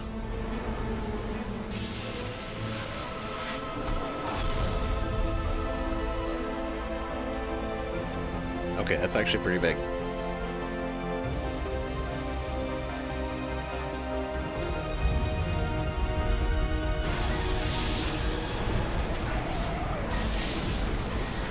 Holy shit.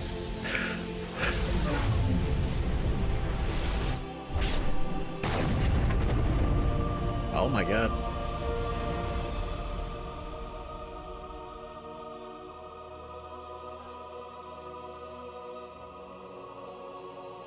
Fuck. That is huge.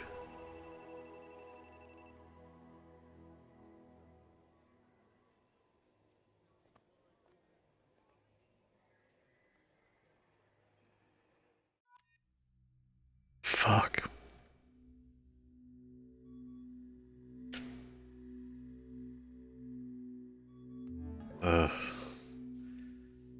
Huh. Looks like you've recovered. Admiral Sounds like you went through hell down there. How are you feeling? Fine. No more visions, if that's what you mean. I wasn't expecting to see you here. You went out there as a favor to me. I decided to debrief you in person. Surprising. That was before the mass relay exploded and destroyed an entire Batarian system. What the hell happened out there, Commander? Okay, this is exactly what I was worried about. It's like, it looks so... It all looks so bad, and we're the only one as, like, a witness. What have you heard? Have you received any intel about what happened? All I know is I sent you out there to break Amanda Kenson out of prison. And now an entire system is destroyed. I hope you could fill in the leap of logic between those two events. Oh, man. Yeah, it's pretty bad. And it doesn't look good. It doesn't look good at all. I had no choice. I did what I had to do. You have the report.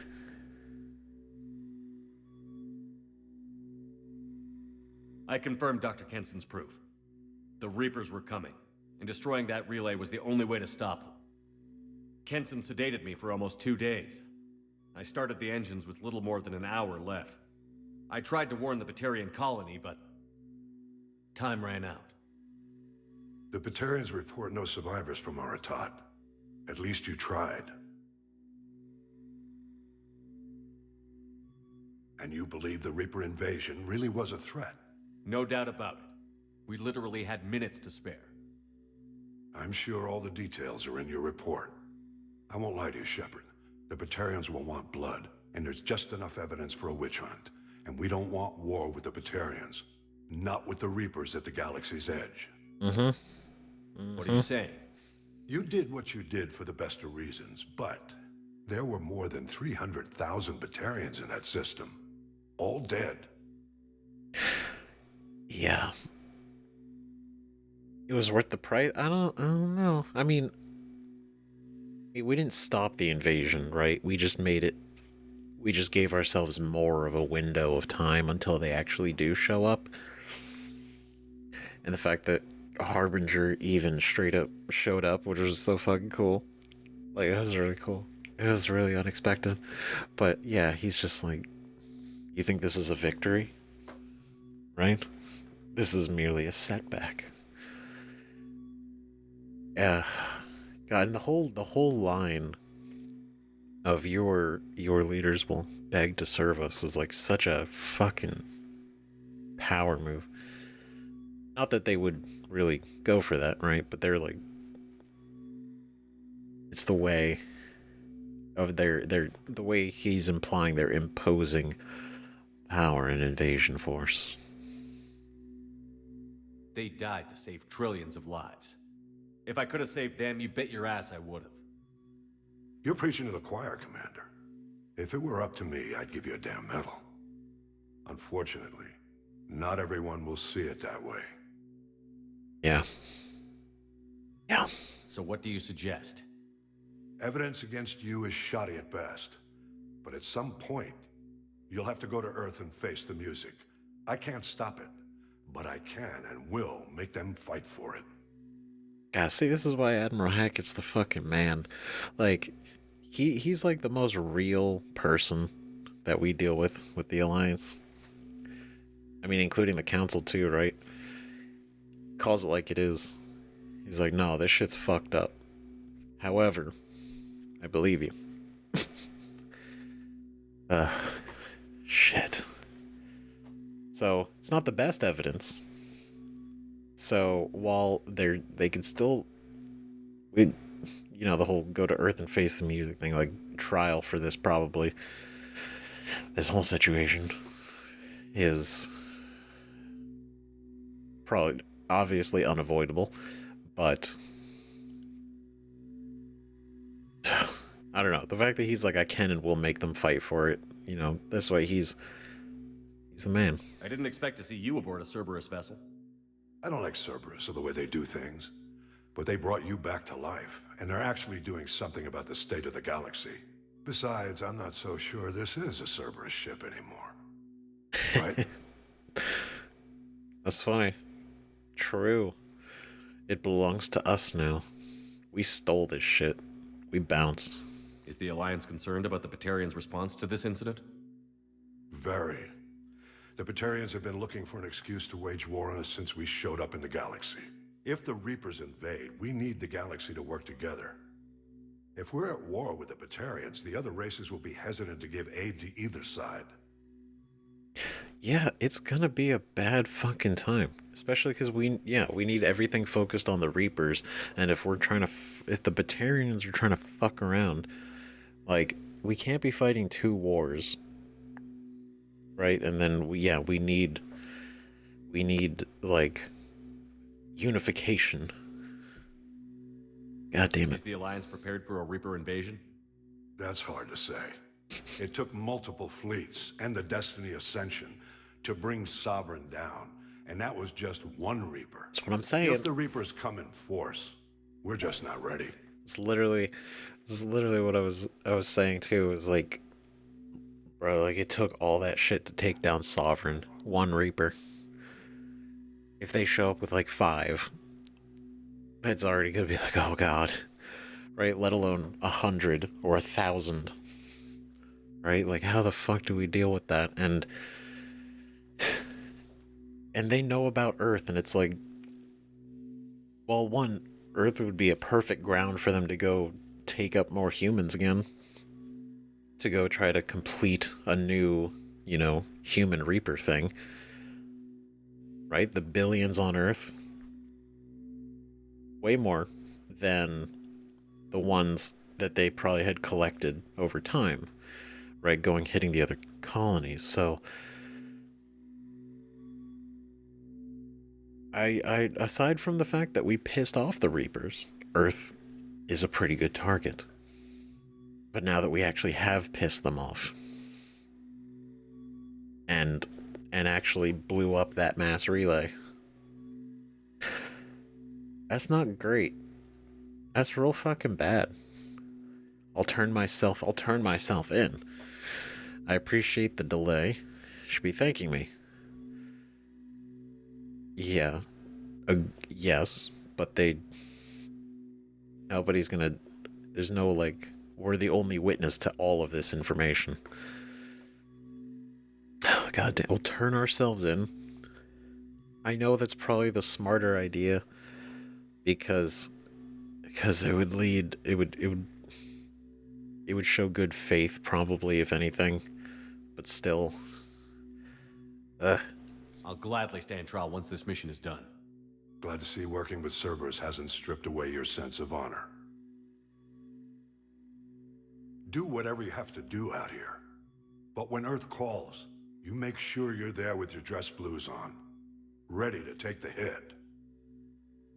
In the meantime, you keep this. I don't need to see a report to know you did the right thing.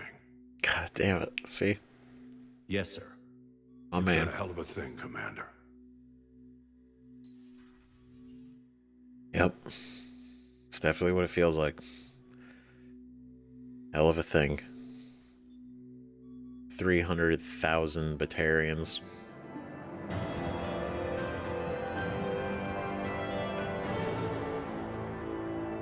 Destroyed a mass relay. Took out multiple planets completely. Didn't recover Dr. Kenson. And it all looks real fucking bad. Dr. Amanda Kenson was rescued from a Batarian prison on the planet Aiton, and Shepard confirmed her proof of a Reaper invasion. Shepard was captured by Kenson, who had been indoctrinated by a Reaper artifact. Shepard escaped and activated the project, destroying the Alpha Relay and ending the Reaper invasion. The imminent invasion. They're still out there. Dr. Kenson did not survive. The box system and all its inhabitants were destroyed.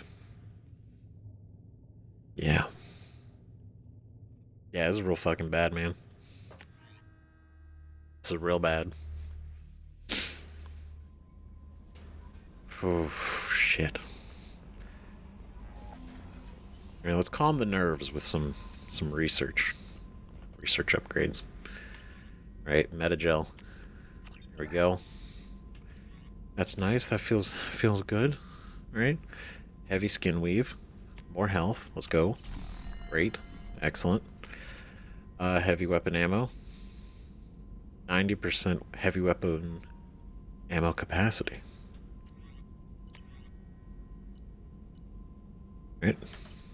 Ship enhancements. You know, we have it. Well, we'll buy it. Why not? Just to get it off the list. Right? Oh my god. Holy shit. That's everything, right? Like, there's literally nothing else for us to do. What the fuck? Okay. Alright. Okay. Hold on. This whole thing. This has been so much. So we were literally minutes away from the Reapers actually showing up right now. We were minutes away from that all happening, and we were barely able to stop it. But Harbinger showed up and told us, he's like, you slowed us down, if anything. So that is obviously still we did not stop them in any way. We just stopped them showing up right now. Right? And on top of this, we have now more or less, maybe actually, we don't know yet. We don't know the aftermath of this.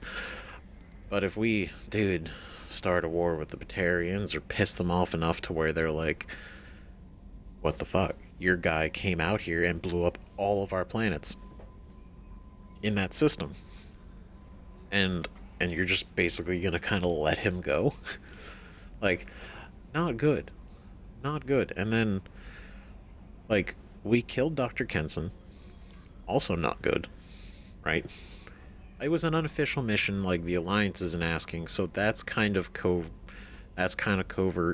So really the biggest explanation that we're gonna go with, that we can talk about, is we went to go... Can we talk about getting Kenson? Probably there was a Reaper artifact. Indoctrination set in. We had to fight our way, stop the invasion. It's a whole thing.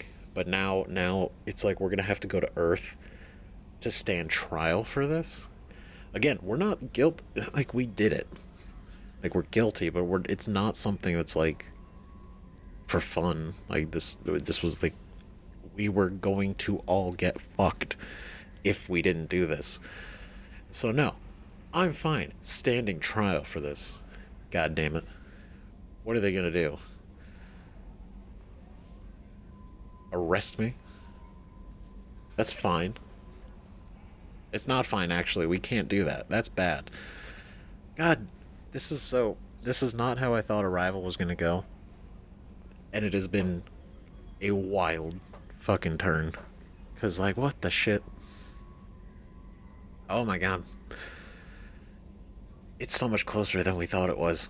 I thought we were gonna have, like I said before, like, I thought we were gonna have, like, plenty of time before they showed up.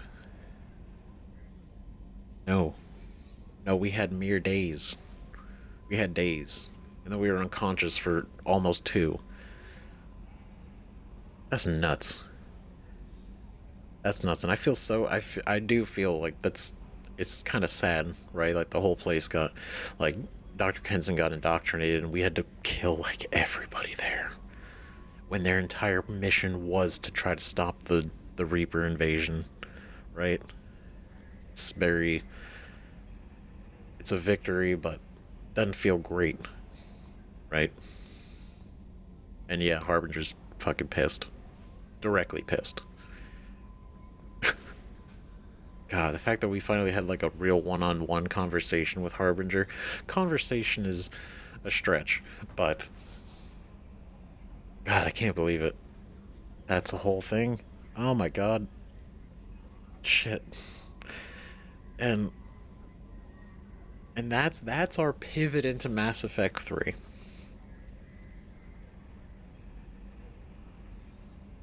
Holy shit. God damn. Okay. And then that's it. Arrival. And that's why it's called Arrival, because it's... The arrival is them showing up. Fuck. Damn. Okay, y'all gotta let me know what you think about this in the comments, because this is nutty.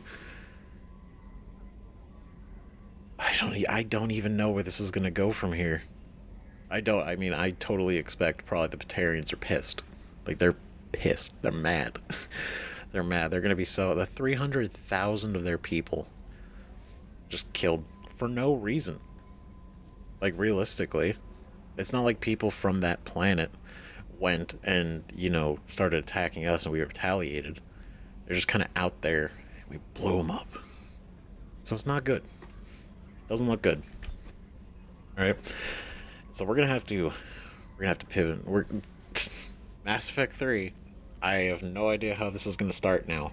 Now, leaving off on this note, whether this like directly connects in, or this was more like a taste of like where this is kind of going, we'll see, right? But it's a hell of a note to end Mass Effect 2 on. Shit. So yeah. Yeah, the next thing we're gonna do is Mass Effect 3. The third in the trilogy. And never thought that this would be where it gets to, from the way Mass Effect 1 started and to where now this has ended. We've come a long way. And we still got more to go.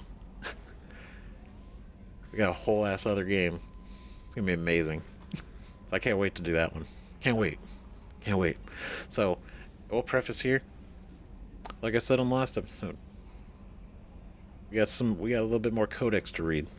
So, if you're not interested, or not really worried about that, thank you for watching. Appreciate it. Stick around for Mass Effect 3. Been a hell of a ride. Let me know what you think about all this with Arrival and everything.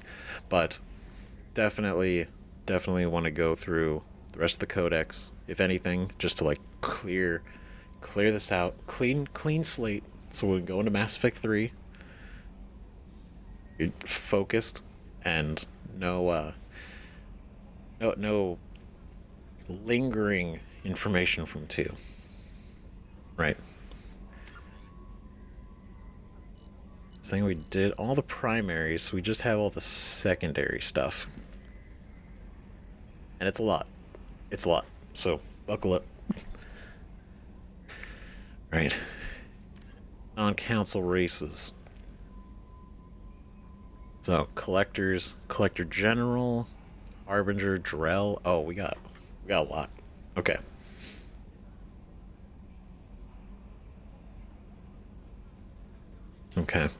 So Collector General. We'll just go through them all anyway. I don't think we looked at this one. But Cerberus, a xenobiologist, believed until recently that the Collectors were coordinated by a biotically active caste, similar to other insectoid alien species. New evidence suggests the Collectors have a singular commander, a so-called Collector General, that has never been seen on the battlefield. Instead, it selects its minions as remote platforms for its consciousness in a process that has been likened to a biological hack or cybernetic version of demonic possession. Right, the Collector General can send a secure signal to any one of its minions, smoothly taking control of their motor functions and awaken their previously dormant biotic potential. In a matter of seconds, even the lowliest Collector drone can be upgraded to a battle-hardened biotic commander. If the Collector dies, the General can simply activate and control another body, which we saw. Literally every time we killed one, he could just pop into another one.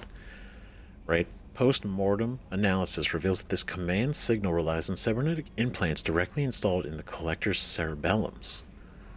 But how the technology functions is presently unknown. Coordinating sensory input and motor functions simultaneously with remotely amplifying biotic abilities is beyond the grasp of current human science.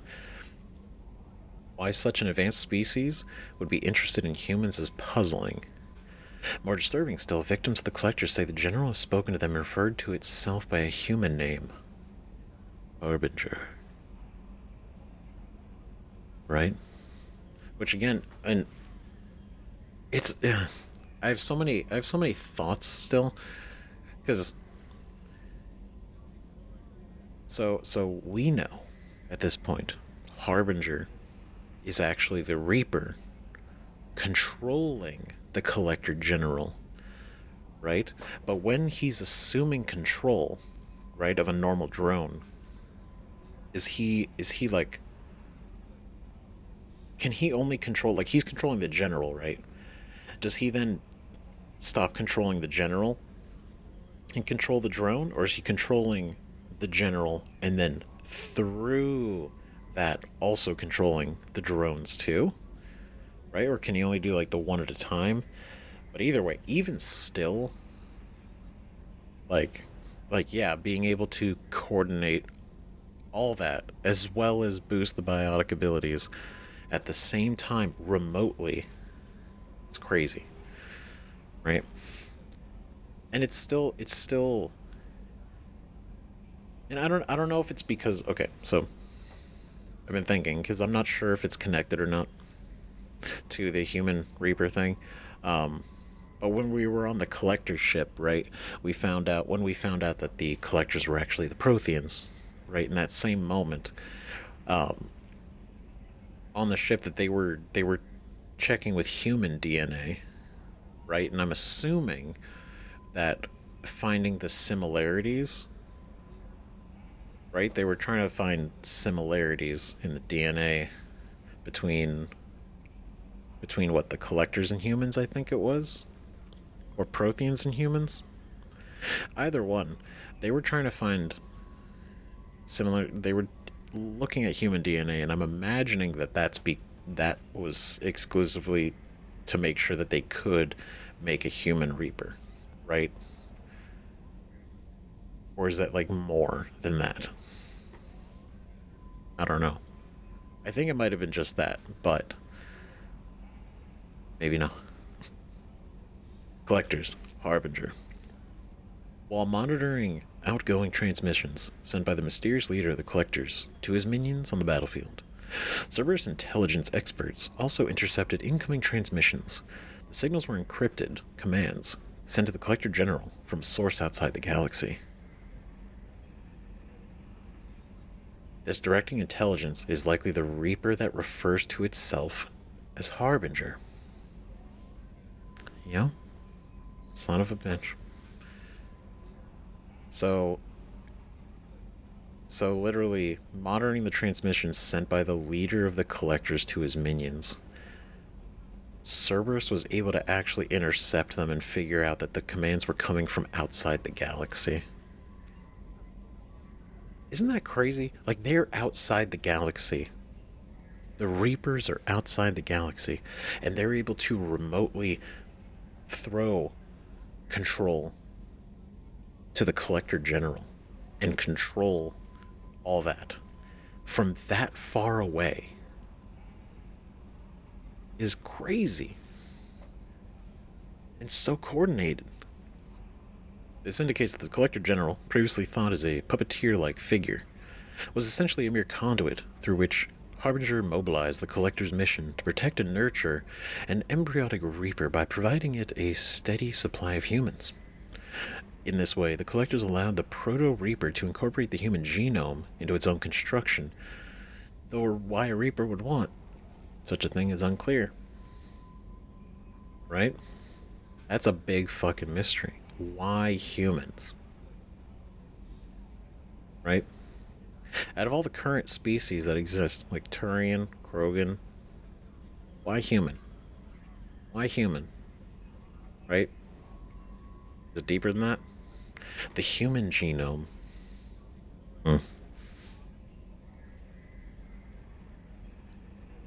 Curious. I'm sure we're going to learn more about why they wanted a human Reaper, because that's curious. But the Drell. Drell are omnivorous reptile-like humanoids with an average lifespan of 85 galactic standard years. They give live birth to their young, who are capable of eating solid food from the moment they are born. Oh man, that sounds nice.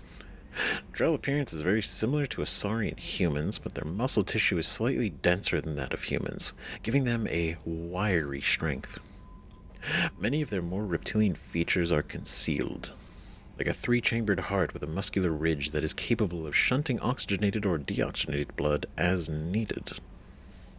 Impressive. One unique characteristic, however, is the hyoid bone in their throats, which allows them to inflate their throats and produce vocal sounds outside of the human range. Would-be assassins have noted that these two features make Drell extremely hard to strangle or suffocate. There's a bone, they can inflate it, and aside from the vocal sounds, it's the fact that they... It's like, can't strangle them, it's too tough. Because the Drell ancestors emerged from arid, rocky deserts. The humid, ocean-covered Hanar homeworld of Kaje proved tolerable only when the Drell stayed inside a climate-controlled dome city. Due to this huge disparity in the two species' homeworld environments, the leading cause of death among Drells on Kaje is a bacterial lung disease called Keprel syndrome. Yep. With a degeneration of the Drells, within a generation of the Drell's arrival on the planet, the disease had become resistant to Hanar antibiotics and other advanced treatments. Once an infection settles in, death is slow but imminent. Transplants may buy time, but as the infection spreads to the other major organs, there comes a point of diminishing returns and eventual system failure. That's so sad. So essentially, once you are infected, once you're really infected and it really gets into your system, it's basically it's a matter of time. That sucks. Shit. And it's due to them living on Kaje. But they had to, because of their last planet, their home world. That sucks, man. Drell culture. Let's say 8 centuries ago, the already arid Drell homeworld, Rakana, began its swift descent into lifelessness due to the dangerous industrial expansion. Because their population was bursting at 11 billion, and they did not possess interstellar flight capacity, the Drell would have been doomed without the intervention of the Hanar. Right? Following first contact, the Hanar spent 10 years transporting 375,000 willing Drell to their own homeworld, Kaje. The remaining billions perished in the dying world, warring against each other for diminishing sources of water and food. Today, only a few thousand survive on Rakana in clusters never exceeding a few hundred. Now a cemetery world, Rakana's population can double during pilgrimage season. Yeah. Drell have been part of the galactic community for almost 2 centuries. Most reside on Kaje, content to coexist with the Hanar. Those who leave Kaje tend to be adventurers. Gifted by the Hanar with acute perception of interspecies body language, solitary Drell travelers often seek out new species elsewhere, adopting that species' culture and rarely returning to Kaje. Such Drell number in the thousands and are scattered across the galaxy, tending towards quiet, integrated lives. So the ones that do leave Kaje, they tend to never go back. They kind of try to live amongst other species and cultures. On Kaje, the Hanar afforded the Drell every opportunity to thrive. While outsiders and even some Hanar regard the Drell as junior partners, if not actual servants, Drell have integrated themselves into every level of Hanar society as respective, productive citizens. Yeah, from everything we learned from Thane, too, the way he talked about it. It's so interesting. I would I would be very interested to see Kage. Right? Kage. I mean, Rakana would be very interesting to see too. Either one or both, right? But definitely Kage with the Hanar, that'd be interesting. Geth culture. Geth now. All right. The most remarkable aspect of Geth culture is that it may not exist at all. Geth are a network intelligence, a single entity in myriad bodies.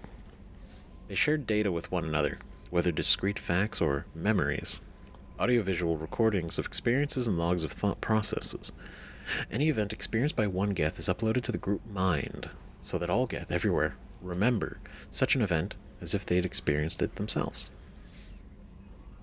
It's a very interesting way that they work, right? Because it's essentially all of their minds, basically all Geth are experiencing different things in their own way, right? And then they connect to the neural network, right? And they all upload it all, and then all the other Geth download it all, so they're all basically on the same page with everything. It's really fascinating, right?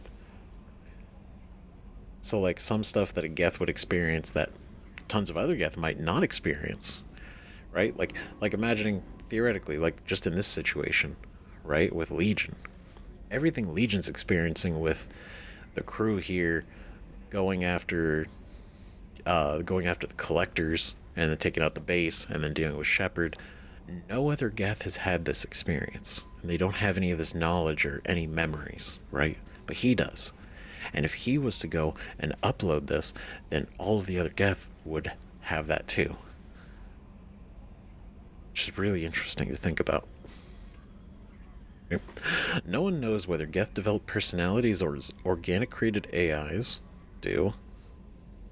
If an organic designed AI is transferred into another quantum blue box, its personality is reset. Most Geth programs transfer from one hardware platform to another constantly. If a Geth needs to travel to another star, it downloads into a starship body. That's fascinating. If it needs to replace a piece of malfunctioning hardware, it downloads into a small body with hands. That's so interesting. So that it can repair itself? If Geth are reset at transfer, it would make development of individual personalities unlikely. For records of the Quarian War suggest that the Geth have no concept of self-preservation. They do not flinch from gunfire, do not hesitate to sacrifice themselves if it allows their fellows an advantage. Thousands of mobile platforms were expended assaulting Quarian positions, but file sharing between platforms ensured their memories and experience would not be lost. Geth are therefore immortal. If their hardware is destroyed, archival copies of their programs and databases can be downloaded into a new body. And that's why you can't actually completely destroy them unless you destroy all. You'd have to literally destroy them all, because if they can build another platform, like another physical body, they could just download that their their consciousness again, like their individual their program, right? I guess that makes sense too why they're not really worried about being destroyed. Like when we were killing a bunch of them in the first game, right? And even the ones that we blew up here. It's like they don't flinch, right? And they blow up. But then the other Geth would just build a new body and then download him right back, essentially, right? So it's not even like a worry for them. With the gap in contact between the Quarian War and the arrival of Sovereign, the only proven fact about the Geth is that they were isolationists for centuries. They never ventured outside the Perseus Veil, with no organic ship that entered their territory ever returned. No organic ship that entered their territory ever returned. And the fact that we know, like Legion's Geth, right? they have avoided using any Reaper tech. Whereas the heretics have embraced it and actually want it. Which we're going to talk about next. Geth heretics.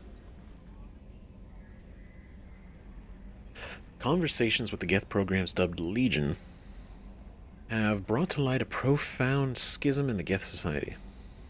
When Saren Arterius approached the Geth and the Dreadnought Sovereign, some of them chose to follow him. Most did not. Saren's followers were allowed to leave Geth society, but were dubbed heretics by those that remained.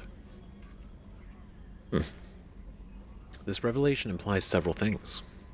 First, the majority of Geth chose not to attack organic society. Second, the Geth forces the Council and Alliance fleets have battled the last 2 years represent only a small portion of their actual military and economic power, perhaps as little as 5% of mainstream Geth society. Right? If the only Geth we've fought are the heretics, and that's still a lot, the fact that that's not even all of them, right? Third, this schism suggests that individual Geth possess more free will and perhaps even personality than previously suspected. Without such individuality, no Geth could have deviated from the group decision to join or reject Saren's mission. There could not have been a division. Right? Like, if they don't have... Like, having... Like, the fact that they have free will and they can choose and do this, and they have a thought process, right? Right? The fact that they chose to follow and to not follow. Finally, there's the matter of Legion's word choice. The Geth used the English word heretics to describe Saren's followers. Of the many words Legion could have chosen, nonconformists, dissenters, rebels, only the word heretic suggests a broadly accepted Geth philosophy or religion, and that the actions of Saren's allies violated the orthodoxy. Right, which is interesting, and I didn't really think about that. I mean, I didn't think about it enough. Not really, right? Because it's like, the fact that he chose the word heretic, he has... Like, Legion has access to a lot of words, terms, definitions, and knowledge, and he did specifically chose heretic, right? He chose that specific word. Right? Geth technology. Most difficult aspect of Geth existence for organics to comprehend is that a body is meaningless to Geth.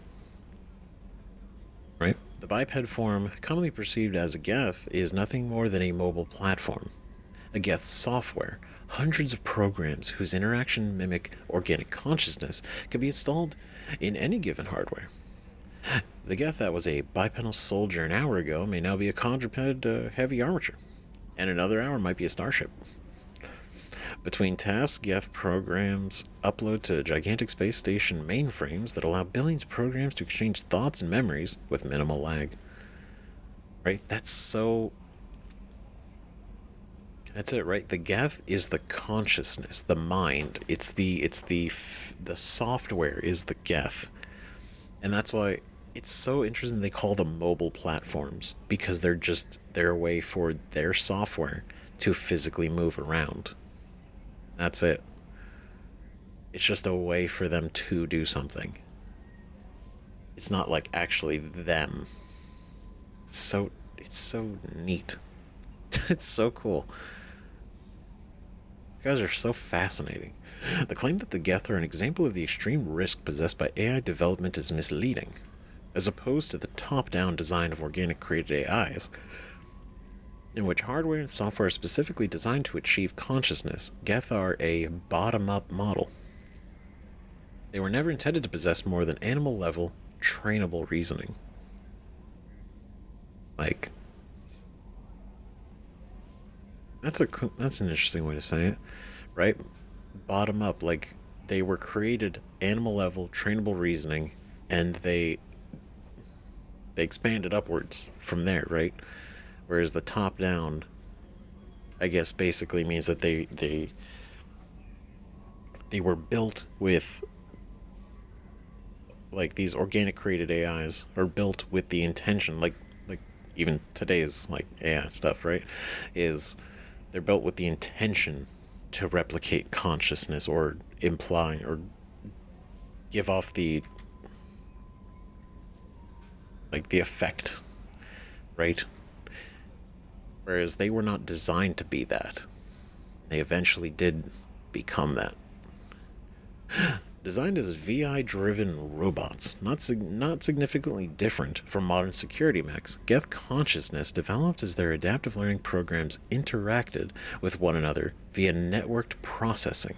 The Geth codebase discovered that 3 individual robots using a wireless local network to form a single mind could perform many tasks more efficiently than they could as individuals. As these local networks were more heavily exploited, they reached a critical mass of processing, achieving consciousness. And this happened when they were under the they were with the Quarians, right?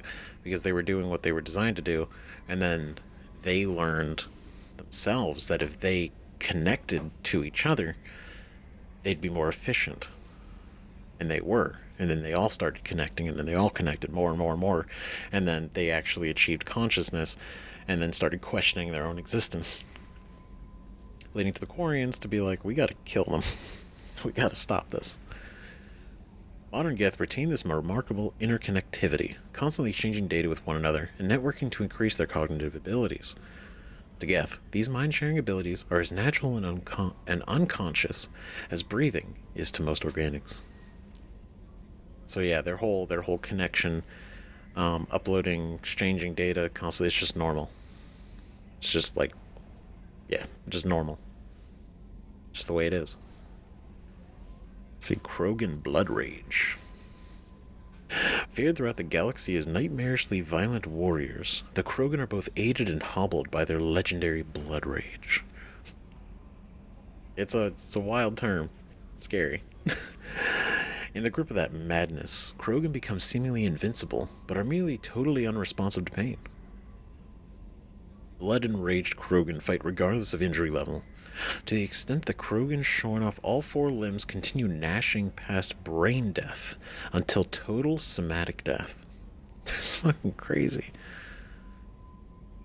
Like, you gotta obliterate them once the blood rage kicks in. Supremely resilient, hyper-violent blood rage is the synergy of 2 aspects of Krogan neurology. The first aspect is a positive feedback loop in which adrenaline, also activated by fear or rage, suppresses serotonin, the brain chemical that induces serenity. The second is the overdeveloped Krogan limbic system. In Krogan, as in humans, fear or rage shifts mental control from the frontal lobes, responsible for reasoning, to the limbic system, responsible for aggression and survival.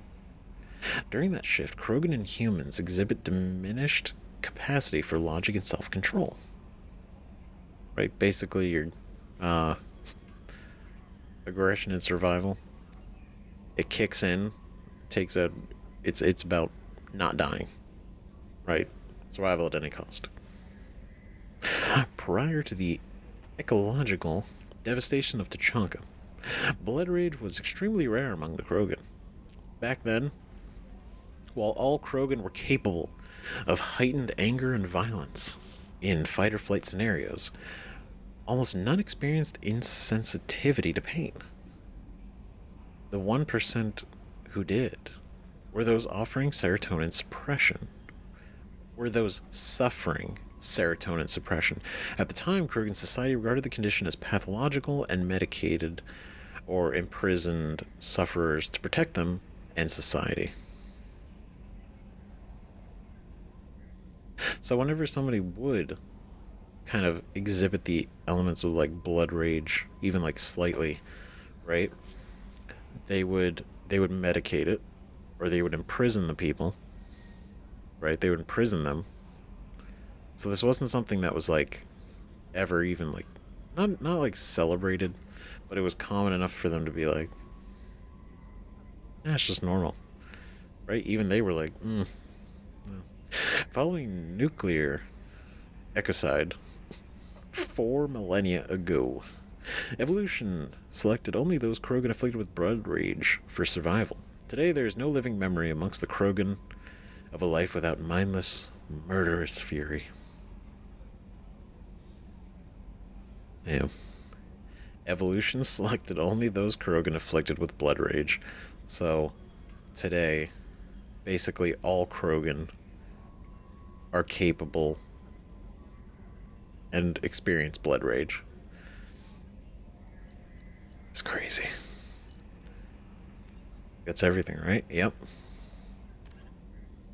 Those are the non-council races. Now for the non-sapient creatures. And then now we can read this one too. Arrival, the Reaper's Secrets. Now that we've done Arrival. Right, Husks. Husks, I believe we read in the first one, but we'll just go over it again anyway. Why not? We're here. After the Geth secure a location, they round up and impale dead and living bodies on mechanical spikes. The spikes rapidly transform these victims into withered husks, extracting water and trace minerals and replacing them with cybernetics.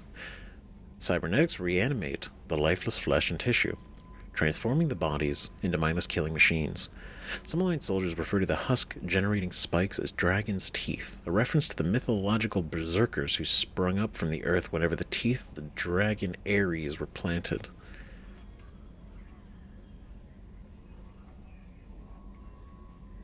I've never heard of that myth. A reference to the mythological berserkers who sprang from the earth wherever the teeth of the dragon Ares were planted? That's wild. That sounds cool. Dragon's teeth and husks bear little resemblance to other pieces of Geth technology. No one is sure why a synthetic race would bother to drain the minuscule amount of recoverable resources from organic corpses, though the value of reusing them as shock troops is obvious.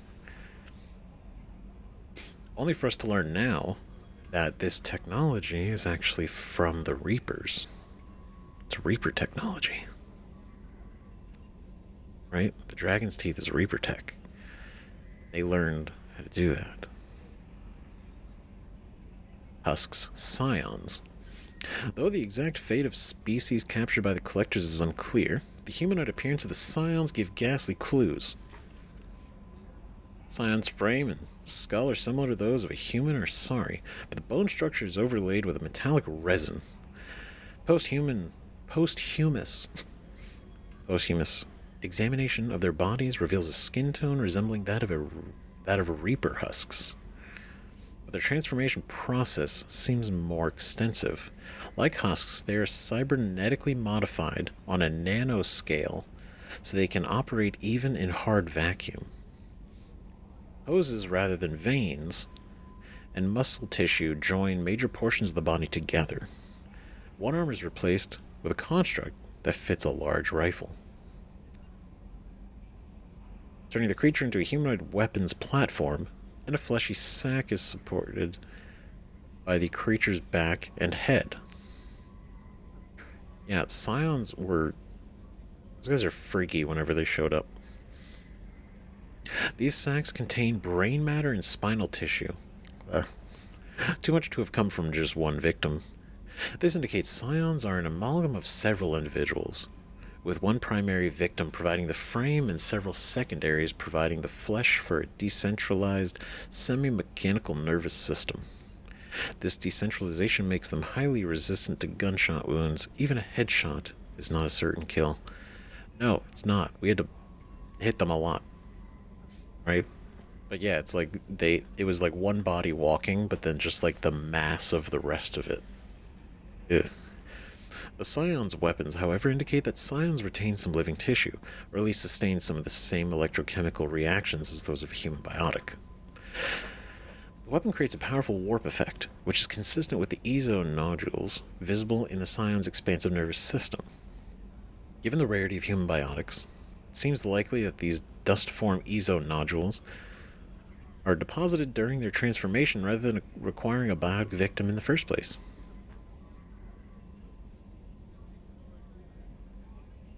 Interesting. So, So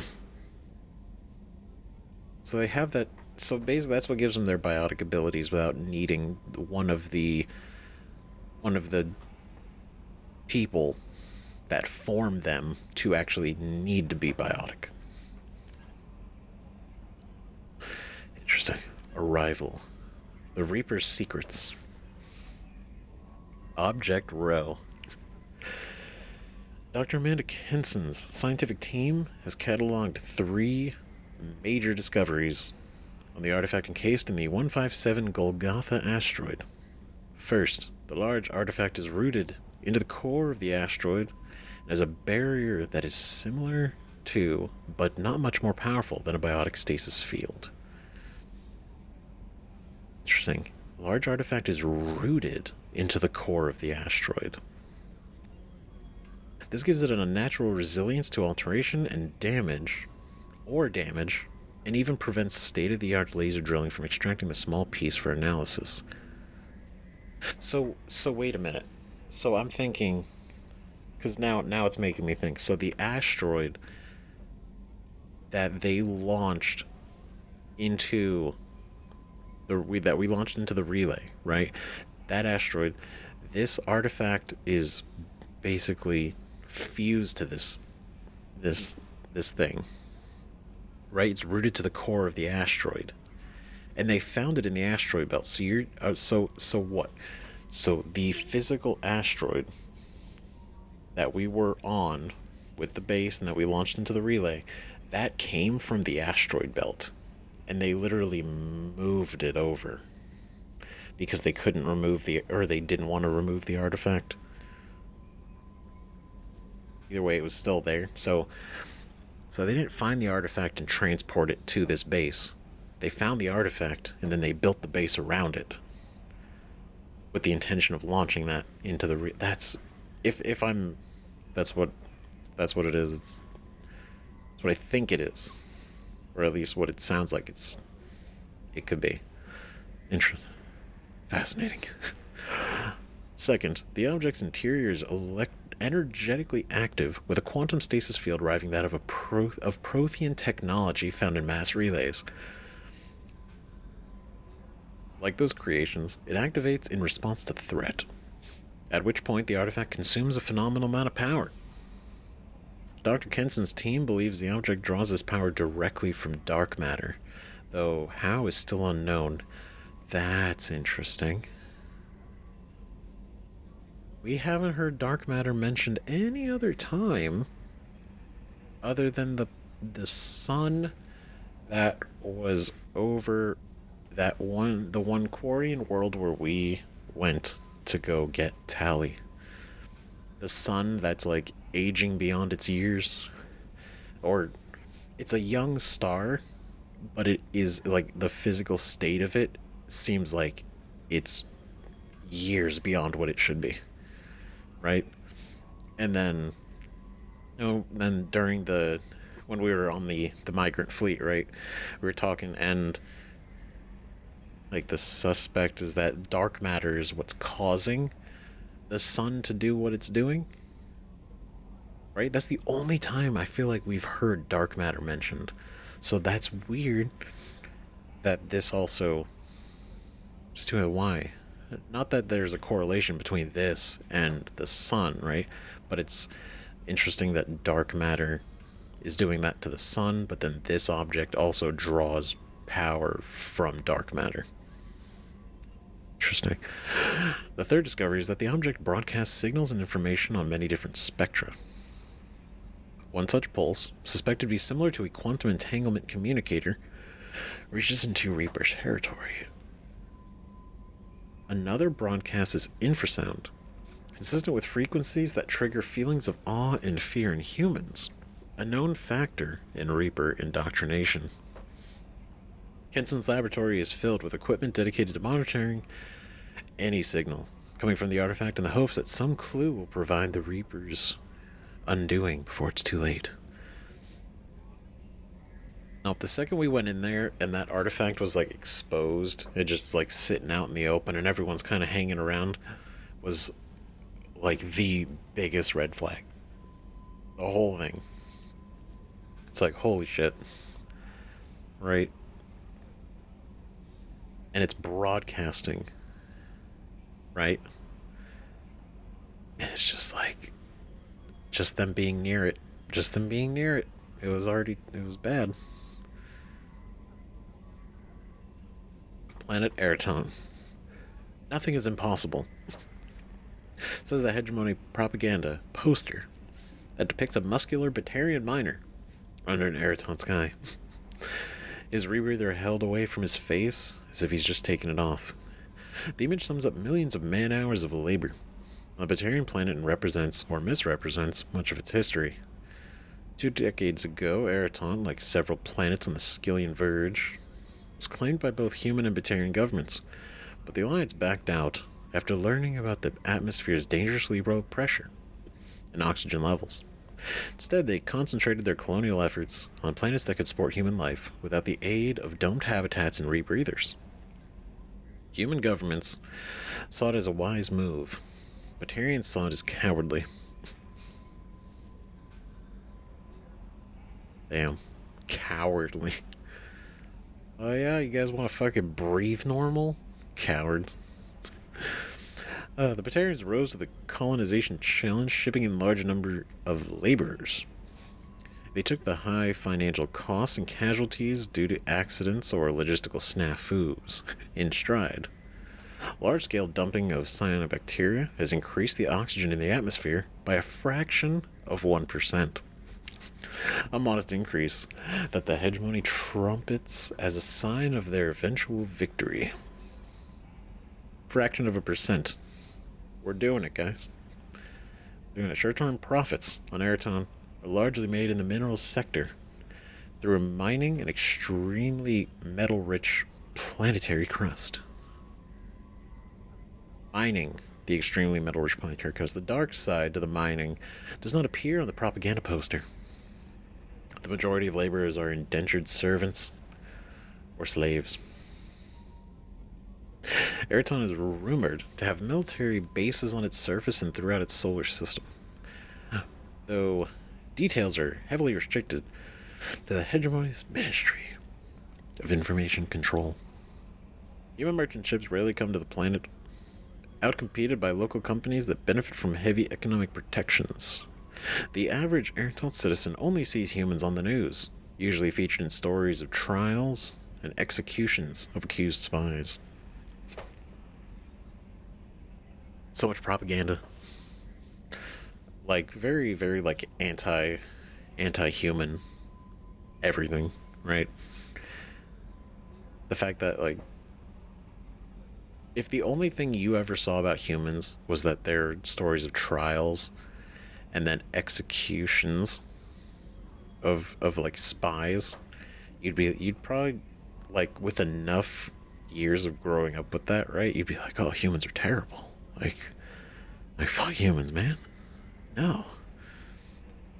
The Alpha Relay. Right?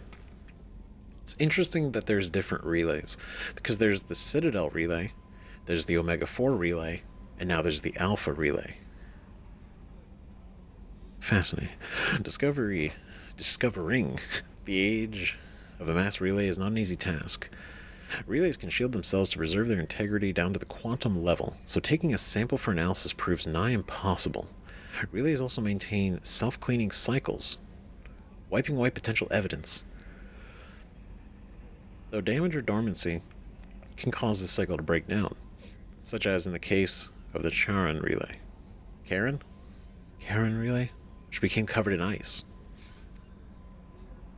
Oh, that's right, yeah.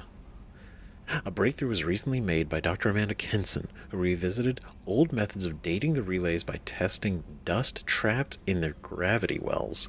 By comparing the relative velocity of relays to that of the stars they orbit, as well as the composition of the dust around dormant relays against the dust at known locations in their star systems, Kenson could create a timeline of when a relay passed through the dust.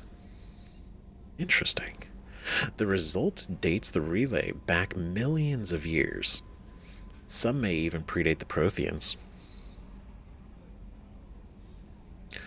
Right, because of all the times all the times that, like, life has been completely wiped out, the evidence that has stayed behind, the only evidence that has stayed behind of a prior species is the Protheans. Right? So the current state of organic life would look at Protheans being the original race that lived, right? Even and it was also in the Codex too, right? Is that basically they believed that if I remember it right, that the Protheans, they believed that the Protheans were responsible for kind of like not developing life, but like helping the newer organic life develop, I guess. If that's even the right words. I could probably look at it afterwards, but just anyway, I'm getting off on a tangent. Kenson concluded that the oldest known relay is in Batarian space, dubbed Alpha. It resides near the star Bahak, and is unusual in its potential range and versatility. Alpha usually sends and receives mass at the range of a normal secondary relay. But as certain controls are adjusted, it becomes powered by an unprecedented amount of dark energy that could send cargo to 16 other relays and even across a great distance to the Citadel. Yeah. So just adjusting certain controls, and it basically gets juiced up with dark energy. It can send cargo to 16 other relays. And even to the Citadel. Hegemony authorities have kept this quiet, fearing retaliation from council species who would assume a hostile intent if they found a sudden new route into their space. It goes without saying that the Reapers have no such fear. Nope, they don't give a fuck. I can understand that the Batarians would probably know this, and we're like, we're not going to say shit. Because they're probably like, we're not going to use it for that, but we don't need to bring it up. We don't need to say anything, because if they say it, then yeah. Right? They would assume hostile intent, and then the council would, like, freak out about it. Be like, whoa, whoa, whoa. Because you have that capability, we don't like it. Even if you're not going to use it.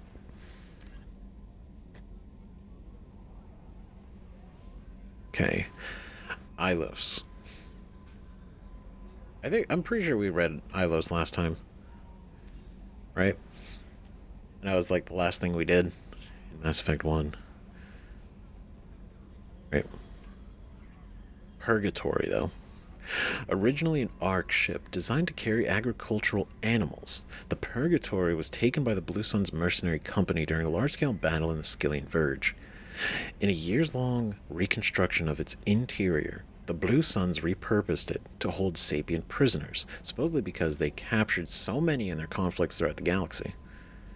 When media outlets started investigating the claims that the ship was used for slaving operations, the Blue Suns turned a public relations nightmare into a regular income source.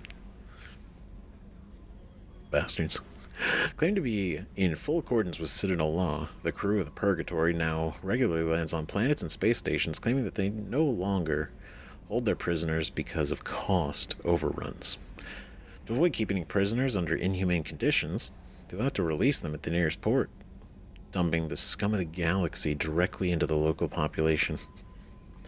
Faced with such a scenario, the government usually grants Purgatory's crew massive discounts in fuel, food, and repairs, as long as they go away. Some even offload their own prisoners to Purgatory for a fee, grateful to have a problem relocated somewhere other than their backyard. Such unfortunates go into the dark depths of the ship and never to be seen again by their families or contacts. Yep. It's a hell of a business. Like, imagine you literally just roll up there like, for a fee, we'll take your prisoners off planet. And then the governments are like, oh yeah, please, no, take them. Great. This is amazing. So happy. We don't want them here. and when they don't pay, which is like the wildest power move. right? Is when the government stop paying, or they refuse to pay, or they don't want to pay anymore. Then purgatory is like, well, I'm going to have to give them back then. I'm going to have to give your prisoners back. I can't keep them. Not without the money. And so it basically forces the governments to keep paying. It's a wild business. Goddamn. Purgatory is minimally armed with Guardian defenses. Though a cruiserweight ship, it relies on the Blue Sun's fighters to prevent any attacks bent on a jailbreak or similar events. Right? Relies on the Blue Sun's fighters to prevent any attacks bent on a jailbreak or similar events. Yep, we went in there to jailbreak, and their fighters were not ready for that. The Migrant Fleet. The Flotilla, or the Migrant Fleet, is a fleet of roughly 50,000 starships that houses over 17 million Quarians. The largest collection of seafaring vessels in the galaxy, the fleet is so large it may take days for all the ships to pass through a mass relay. Yeah, because they'd have to go one by one. Right? Like, I don't think you could do... Right?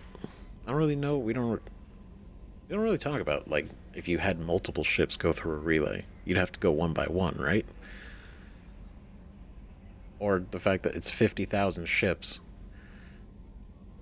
There's no way you could go one by one. Right? 50,000. I don't know. Maybe. Let me know if that's true or not. The ships are constantly repaired, replaced, and upgraded to comfortably house as many Quarians as possible. Typically, ships specialize in roles for the fleet. From the enormous agricultural live ships, they're ships, to the shielded lab ships, to the repurposed freighters known as home ships that house Quarian children, young parents, and educators. Employed Quarians typically live in the ship they work on, since commuting from ship to ship ties up resources with unnecessary docking procedures. That makes sense. Like, going from ship to ship just to work, it's like, yeah, it's too much. Even within the flotilla, Quarians on most ships will remain encased in their protective suits. Rarely, Quarians will meet on clean ships for specific purposes, such as medical services or reproduction.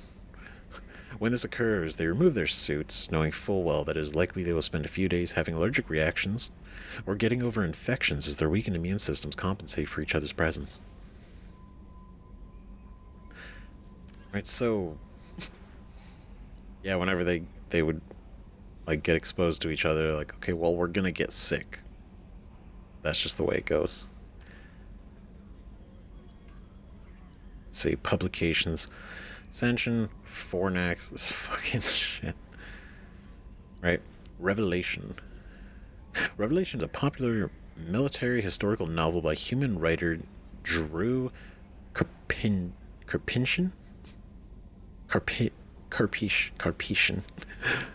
that dramatizes human conflicts and political expansion following the 2148 discovery of the Prothean mass relay on Pluto and the beginning of human galactic exploration.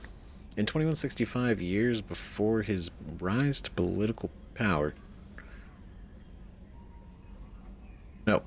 prominence, Lieutenant David Anderson was a young veteran of the Turian War, investigating the destruction of top-secret military research station Shangxi.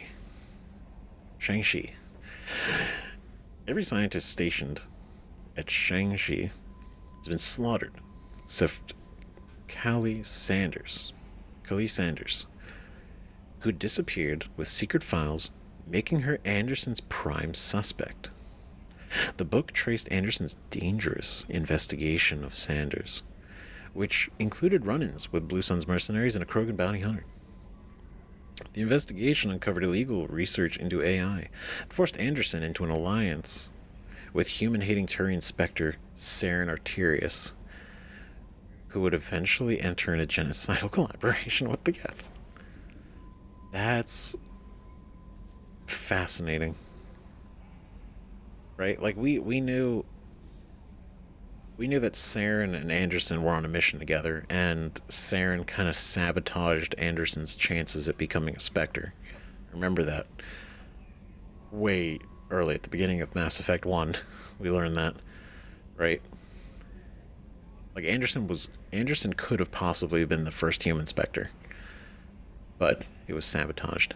But it's interesting that this is that story. That's so cool. I mean, maybe this isn't that exact mission, but I know this is them teaming up together eventually led to that happening. Here we go. Shadow Games, The Broker's Secrets, Ships and Vehicles, Special Vehicles. Okay, so not too many left, but still a lot of juicy information. The Yogg. Right? This is, yep, the Shadow Broker. Right? A race, a species we'd never even heard of before. The Yogg are a race of massive apex predators from the world of Parnak, whose rise to sentience is in no way blunted their violent nature. A group of Yogg is unable to cooperate until a single leader has been determined through either social maneuvering or brute force. But no grudges are held once a Yogg establishes dominance. Former rivals serve their new superior's purpose with unflinching loyalty and relentless determination. A legacy of their origin as pack species. That's so interesting. So basically, the group, they either fight or they kind of convince each other, but essentially, like, one of them will be in charge, and then everyone else just kind of like falls in line. Right? Their 8 eyes are another sign of their hunter ancestry. All 4 pairs are geared towards tracking down and predicting the movements of prey. Sophisticated and keenly developed sensitivity to movement and light have made Yogg's masters at reading body language. Regardless of species, much to their short-lived chagrin. The Council's first contact teams delivered it was nearly impossible to lie to the Yogg. It's kind of interesting. So the Council knew about the Yogg, right? It's not like this is some like mystery race that no one ever discovered before, right? It's just incredibly, it's just a race that we've never come across. It's so interesting. It's really cool that that's the Shadow Broker was that, right? Not even the original Shadow Broker, just the one that we dealt with. The Yogg had technology equivalent to 20th century Earth standards when they were discovered by the Council in 2125. The Council's ambassadors approached the Yogg as friends and allies instead of subordinates, baffling sign of contempt for newcomers on Parnak. The Yogg attacked when it became apparent that the alien diplomats stubbornly considered themselves sovereign people instead of new underlings.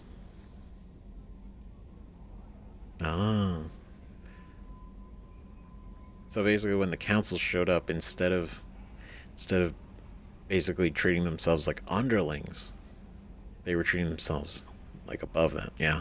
Parnak remains off limits by order of the Council, which fears that the Yogg's size, aggression, and obsession with control make them poorly suited for integration into the galactic community. Like, it's off limits. They're too dangerous, they're too aggressive, their obsession with control. They'll never be welcome here. Okay, what do we got? Helios Thruster Module. Intended for next generation fighter craft, the Heat Industries Helios Thruster Module propulsion systems far outpaces typical liquid oxygen reactions that power a frigate's maneuvering thrusters. By using metastable metallic hydrogen, the Helios boasts a fuel that burns at far greater efficiency than liquid H2O2. Navigators can execute the numerous small course corrections inherent to any long-distance travel without fear of exhausting the ship's fuel supplies. This net gain extends to forward impulse as well. A ship powered by antiprotons can coast temporarily using the Helios to reach an inferior but highly sustainable speed. Such efficiency lowers antiproton consumption, a constant concern for any warship. When a Helios-propelled ship must refuel, however, it typically relies on a large carrier or nearby planetary factory to synthesize the metallic hydrogen. This process uses extremely dense Mass Effect fields to create the metal under pressures of over 1 million Earth atmospheres. An activity most safely done... Oh, wall planet sign. Interesting. While that process may seem like a drawback compared to skimmer ships that can gather hydrogen and oxygen from anywhere in the universe, combat superiority of the Helo's maneuvering capabilities is often a worthwhile trade-off. The same efficiency that allows for microburn course correction can power rapid bursts of motion. Once a pilot becomes used to the ship's new energetic responses, she can easily put the ship wherever and at whatever angle she desires. It's impressive. We got dreadnoughts. Starship's dreadnoughts. The ultimate arbiter of space warfare, the dreadnought employs millions of tons of metal, ceramic, and polymer into the projection of firepower against an enemy vessel of like ability. No sane commander would face a dreadnought without a dreadnought of his or her own. True, a dreadnought's power lies in the length of its main gun, so the longer your gun, the better. Dreadnoughts range from 800 meters to 1 kilometer long. Right? And let's keep in mind that the Sovereign was 2 kilometers long. Right? With main guns of consumer length. Commensurate length. An 800-meter mass accelerator is capable of accelerating one 20-kilogram slug to a velocity of 4,025 kilometers per second. 1.3% of light speed. Every 2 seconds. That's insane. Each slug has the kinetic energy of 38 kilotons of TNT. Enough to destroy the infrastructure of a mid-sized city. Kill 500,000 people. They're so cool. Because of air friction, planets with atmospheres do not feel a slug's full devastation. Atmospheric drag reduces impact force by 20% per Earth atmosphere of air. At present, the Turian fleet possesses 39 dreadnoughts. The Asari 20 and the Solarian 16. Each of the Human Alliance's 8 dreadnoughts is named for terrestrial mountains. Oh, yeah. Everest, Fuji, Elbrus. In the Everest class. And then the Kilimanjaro class. Kilimanjaro, Taishan, Shasta, Aconcagua, and Orizaba? I've never heard of these other ones. No Kilimanjaro and these guys, right? But we're gonna need these against the Reapers. 39 dreadnoughts. That's insane. That's what I expect from the Turian fleet. Goddamn right. We need all these outfitted for this invasion. Right, Starship's frigates. Frigates are light escorts and scouts, often possessing extensive Guardian systems, providing anti-fighter screenings for capital ships, and crewed with a squad of Marines for security and groundside duty. Unlike larger vessels, frigates can land on planets. The most important role filled by frigates is reconnaissance. Sensors, unlike ships and communications employing the Mass Effect, are limited to the speed of light. Therefore, a stationary observer can detect a vessel a light year away only when its light arrives a year later. Yeah, I mean, that is how a light year works. So, damn. Because faster-than-light attackers always arrive before defenders can detect them with luminal sensors, attackers can always surprise defenders. For defense, fleets surround themselves with spheres of scouting frigates, scanning for enemy ships and transmitting warnings to the main body. Oh, that's smart. Frigates achieve high FTL cruise speeds because of their high-performance drives. They also have proportionately larger thrusters and lighter design mass, allowing them greater maneuverability. In combat, speed and maneuverability make frigates immune to long-range fire, larger vessels. In fleet combat, frigates are organized into wolfpack flotillas of 4 to 6. Wolfpacks speed through enemy formations, hunting enemy vessels whose kinetic barriers have been taken down by fighter-launched disruptor torpedoes. Wolfpacks circle strafes vulnerable targets, using superior speed and maneuverability to evade return fire. Alliance frigates are named for great battles in human history.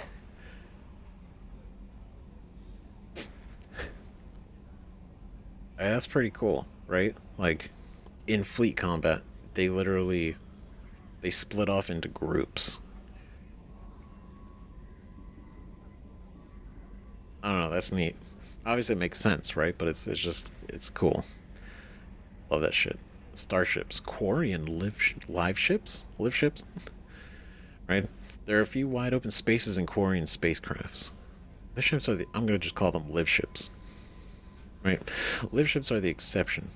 Each ship is a massive hydroponics facility, growing thousands of tons of genetically modified staple crops under artificial light and in highly enriched soil. The surface of a live ship is studded with docking bays, so as many shuttles as possible can distribute the foods throughout the flotilla on a daily basis. When received, the crops are sterilized with radiation, grounded up into nutritious pastes, and pumped into Quarian suits through feeding tubes. Yum. In return, waste products that can be used as fertilizer or compost are received to the live ship through an efficient, if odorous, recycling program. So, I'm imagining the waste products of the Quarians are used to fertilize the new plants that then get ground up into the paste to be fed, that then turn into fertilizer to then... I mean, if that's true, that's incredibly efficient. Very odorous. Lift ships do not hold animals. The Quarians consume a vegan diet, driven not by ethics but by practicality. Captive animals require living space and consume large amounts of water and plant matter. The Quarians cannot afford such an inefficient source-to-calorie ratio, to say nothing of a live animal's disease or allergen potential. Right? As a result, when the flotilla arrives in a star system where life is based on the same dextro amino acids that the Quarians consume, paste based on animal proteins fetch highly inflated prices, and the vendors are typically mobbed by Quarians wanting a new taste sensation. The sickness that often follows these binges is treated much the same way as hangovers are in human culture. Painful, but part of the overall experience of excess. That's funny. No, it makes sense, right? Like, they literally live on the ships. They literally exist constantly, basically flying around in their fleet, right? If they had to take care of a living creature, it would be so inefficient, right? And what happens if, like, even if you took care of it, right? What if it died? Just kind of unfortunate, right? But it's like, it died. Now you're out of food. Now you're kind of screwed. Now what do you do, right? So then basically resorting to, like, okay, it's basically just plants, right? Not just like literally plants, but like full vegan diet, because that's manageable. Except almonds. Not good. Not good for water usage. But this, very interesting to see that they literally land in a system, and of course protein paste skyrockets in price, but the Quarians want it. They want a taste. They want a taste of the they want to taste that shit. I would imagine, right? Because it's not ethical. They're doing it for survival. So if you get an opportunity to eat something different, then you fucking take it. But okay, special vehicles, the Hammerhead, right? The M44 Hammerhead infantry fighting vehicle is a highly maneuverable, Mass Effect assisted armored vehicle. Fascinating how this thing had such mobility, right? Using 3 solid fuel rocket thrusters instead of wheels, the Hammerhead hovers over the battlefield at up to 120 kilometers per hour. Yep, it was fast. Now I get to maintain formation with swift armored units, skim across calm water, and even leap terrain obstacles. Backup micro boosters guaranteed locomotion, so even destruction of 2 main thrusters leaves the vehicle capable of full mobility. The Hammerhead retains most features of interplanetary fighting vehicles: an airtight interior, 360-degree kinetic barriers, and a guided missile system ensuring accuracy during even aggressive maneuvering. Its electronic countermeasures extended to laser detection, chaff, active thermal masking, and ground-penetrating weapon-sniffing radar. The Hammerhead's navigation control emulates that of tanks, so tank drivers can operate Hammerheads without additional training. Factory-issue Hammerheads, therefore, have no altimeter, or similar sensors, and are best used at the standard cruising altitude 2 meters off the ground. See, it's interesting because when we were driving around in it, right, during the missions, like Firewalker and everything, and then Overlord, which I feel like Overlord was definitely way more fun using the Hammerhead in that huge open area. But it did reminisce, it made me reminisce, right, about controlling a ghost in Halo, right? It felt exactly like it played exactly pretty close, right, except for the huge vertical jumping, right, the way it can like skim around, turn, shoot, and everything. It was cool. The Hammerhead's neat, right? Okay, technology. What kind of technology do we learn about? Or was it literally that top one? Argus planet scan technology? I think this was it, right? Because this is the scanner upgrade that we got at the beginning of the game. The Argus provides a qualitative leap in planetary surface imaging, a proprietary technology of the Android group. Android? Is it Android? Just fancy. An R&D laboratory reportedly owned by Cerberus, this upgrade for Normandy's sensory array delivers superior long-range topographical scanning resolution and rendering speed. By deploying an orbital multi-static grid of 100 radar-emitting microsatellites, the Argus quickly delivers a global digital elevation model, or DEM, at 15 meters per pixel, MPP, resolution, vastly outclassing the Normandy's previous scanning peak performance of 27 MPP. So, let's see, 15 meters per pixel, and the Normandy's previous scanner peak performance was 27. This one did more. At slower scanning and rendering speed, the Argus can resolve down to an astonishing 0.001 MPP, 1 millimeter per pixel, ideal for geological and biological prospecting, archaeological research, and long-term security surveillance. By employing such a massive multi-static grid of nearly untraceable micro-emitters, the resilient Argus is virtually invulnerable to electronic countermeasures. The spherical geometry of the Argus grid also allows superior cross-sectioning of targets. Pretty good. Now the Master Thief Kasumi's secrets, and then the veteran Zaid's secrets. Oh my god. Okay, gray boxes. Yeah, this... I laugh because I fucked up this word last time. A mnemonic. I'm just gonna say. Neural recall stimulator, also known as a gray box, is a device implanted into the brain to assist and prioritize memory. Originally developed to slow the progression of Alzheimer's disease, gray boxes function by helping the amygdala chunk incoming stimuli into recognizable pieces for memory consolidation. Each memory is assigned a shape or sensation from other memories, tying the concepts together into a block that is more easily recalled. That's kind of interesting tech. Damn.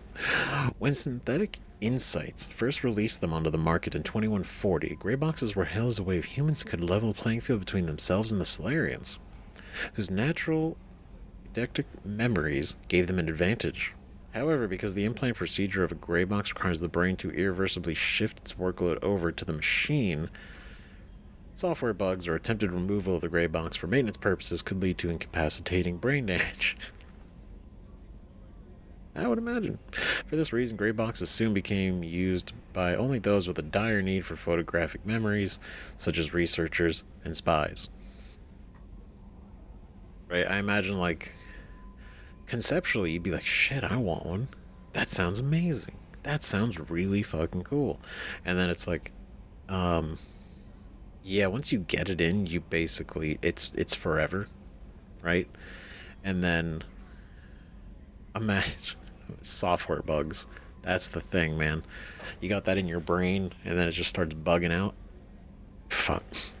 In 2175, sale and implantation of gray boxes were outlawed by the Systems Alliance following an incident with Abraham Remoy, an employee of the Alliance Intelligence Agency.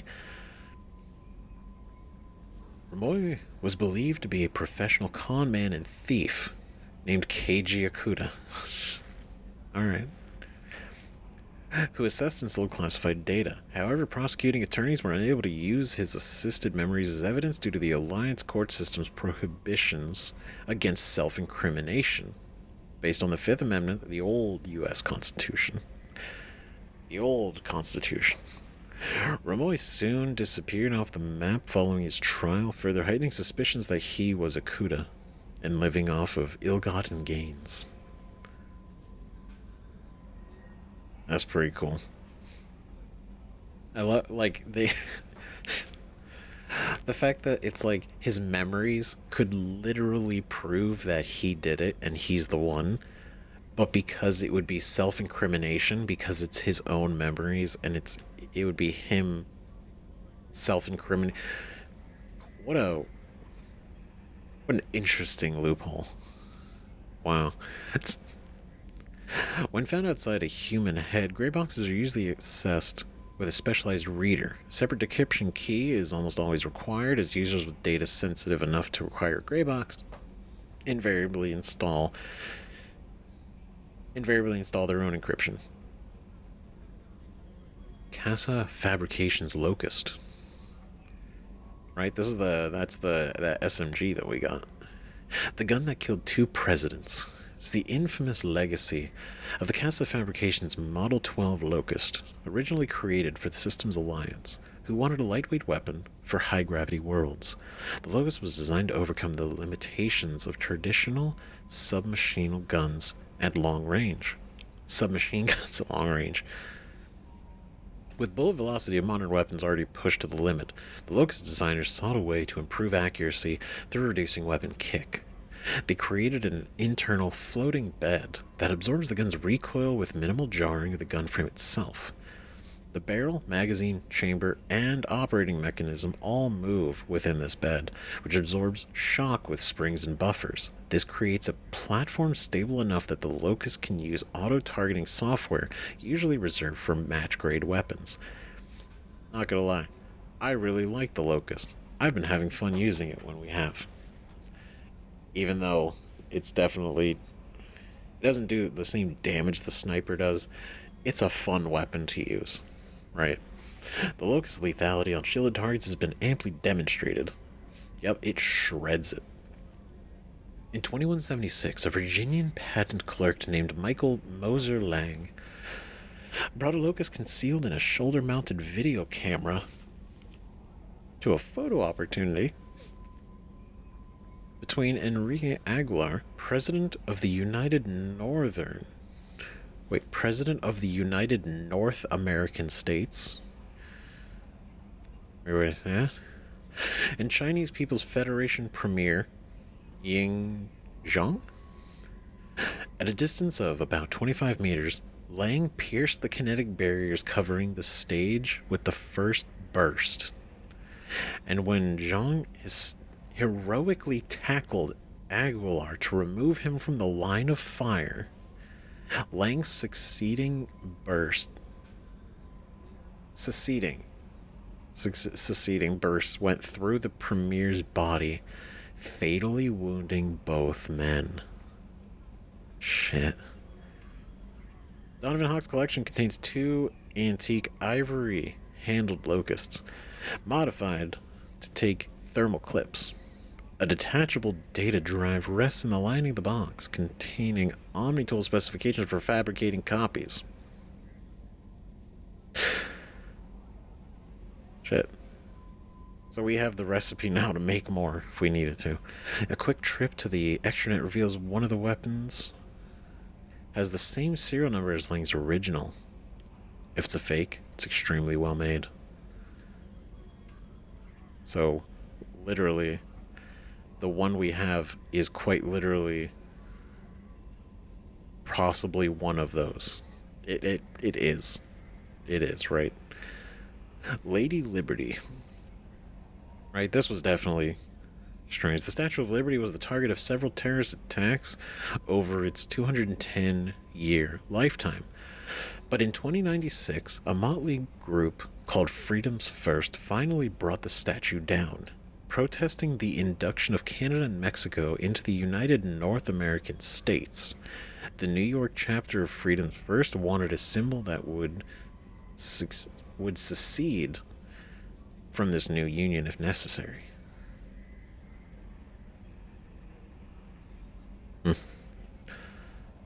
They wanted a symbol that they would secede from this new union if necessary. Okay, so this whole thing, the reason it's called the United North American States is because they wanted to bring in Canada and Mexico into the whole thing. In the early morning hours of November 1st, they smuggled small arms and 15.5 tons of high explosive onto Liberty Island. Shooting or capturing the guards, they planted the explosives onto the pedestal and detonated them at 7:37 a.m. The statue crashed to the ground in pieces, unexpectedly killing 4 of the Freedom First terrorists. The remaining team members were apprehended after long manhunts, but the damage was done. The outrage of the secessionists kindled the fires of the Second American Civil War. There was a second one? God damn it. Shit. Fuck, man. That's crazy. The outrage basically sparked another civil war. On November 4th, right? 3 days later, President Caitlin Chung signed an executive order to rebuild the statue. Approximately 1/10 of the steel beams and copper plating from the destroyed statue were recovered and used in creating the new one. The original's head was put on display at the National Museum of American History in Washington, D.C. It remained there for 2 years until the Battle of Washington. During heavy shelling by secessionist forces, the head disappeared. Learn American history. Shit, the new statue was completed in 2101, and the fate of the original pieces were left for speculation in pulp novels.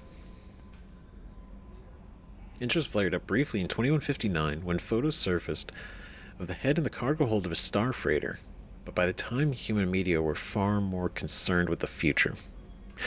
In the face of humanity spreading out amongst thousands of new planets, a statue titled Liberty Enlightening the World seems small and quaint by comparison.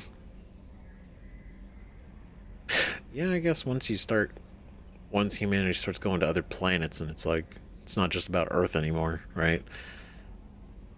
A statue kind of being like, you know, just, yeah, you know, it kind of it doesn't look as big anymore. It doesn't look as more of a big focus when there's like space travel, right? And other planets. Planet Beckenstein. More glittering than diamonds, more expensive than surgery. Is how travel agents describe this planet behind closed doors. Given the opportunity to colonize planets after the First Contact War, the Systems Alliance chose Beckenstein to be their trading arm, producing goods to be sold on the nearby Citadel. Cracking the vast galactic marketplace proven difficult. The first human products sold on novelty alone. Then lack of demand hit Beckenstein's economy hard. Only in the second generation of colonists did the planet find a suitable niche in high-quality entertainment and luxury goods. Once brand awareness sunk in, aliens flocked to Beckenstein's many spaceports. The planet today boasts more millionaires and billionaires per capita than any other human colony. That's crazy. High quality entertainment and luxury goods, and then everyone showed up, and it's just what it is now. Though its crime tends to be white collar and non-violent, Beckenstein is not without its dark side. Both its suicide rate and inflation are extremely high compared to other worlds. Fuck. Unemployment is artificially low because few people immigrate to the expensive planet without having a job lined up, and the cost of living is so great that unemployed workers typically leave for kinder planets after just a few months. Those who stay see themselves as tougher, sharper, and more skillful than the rest, as well as capable of getting respect and employment on any lesser planet. As a popular song says, if you can make it on the back, you got 'em by the neck. Got 'em. Stupid. Alright, like, those who stay themselves tougher, sharper, more skillful. Just basically superior. Basically, if you're on planet Beckenstein, if you live here, you're better than them. You're better than these people. That's just the way it is. Right? The veteran Zaid secrets. Let's see. The M451 Firestorm. I don't think we ran this one. Right? The M451 Firestorm flamethrower is a product of human ingenuity and ruthlessness and industrial espionage. Its origin dates back to the 2160s when human colonists to new planets used flamethrowers to clear vegetation or ice. The fuels performed erratically on planets with extremely cold temperatures and differing air compositions from Earth. Realizing this could be a problem for military units, System Alliance intelligence operatives stole the Turian design for the Hieris. The Hieris flamethrower, a battle-tested workhorse that functioned in nearly every environment. The result was the Firestorm, an anti-personnel and anti-armor flame unit that can accept a variety of liquid fuels. The Turian design used low-octane hydrocarbons thickened with denture oil, which is taken from large marine animals similar to Earth's whales. That doesn't seem very ethical. Humans then reverse engineered a synthetic composite with almost identical properties that could be fabricated from heavy weapon fuel cells using an Omni-tool. The result is a sticky spray that burns at approximately 1600 degrees Celsius. Shit.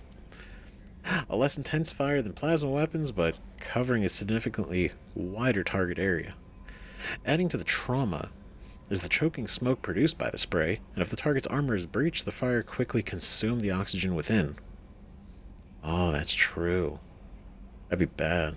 That's a bad time. The Firestorm may not be the most efficient weapon in the Systems Alliance arsenal, but the sheer ugliness of how it kills ensures it is the most feared. That is very accurate, because that is brutal. Mercenaries, Blue Suns, full history. Is it? Oh shit, here we go. Founded in 2160 by the human mercenaries Zaid Masani and Vito Santiago. The Blue Suns were initially a Skillian Verge protection racket. As they expanded in numbers and influence, the two co-founders disagreed vehemently on many issues. Finally, after arguing about whether to recruit the slave-trading Batarians into their ranks, Vito ambushed Zaid and shot him in the head. So fucked up. Believing Zaid dead, Vito took full control of the Blue Suns and hired whatever Batarians he pleased. Right? Soon, he had crowned one named Solemn Dalsera, a titular head of operations. It was a move designed to placate his Batarian investors and draw fire from would-be assassins. Okay, so it was basically it was a specific. It's more like a political move, right? It worked on both counts, and the partnership had lasted to this day. Over the decades, the Suns grew into a fearsome combat force, spanning dozens of planets in Citadel space, the Verge, and the Terminus systems.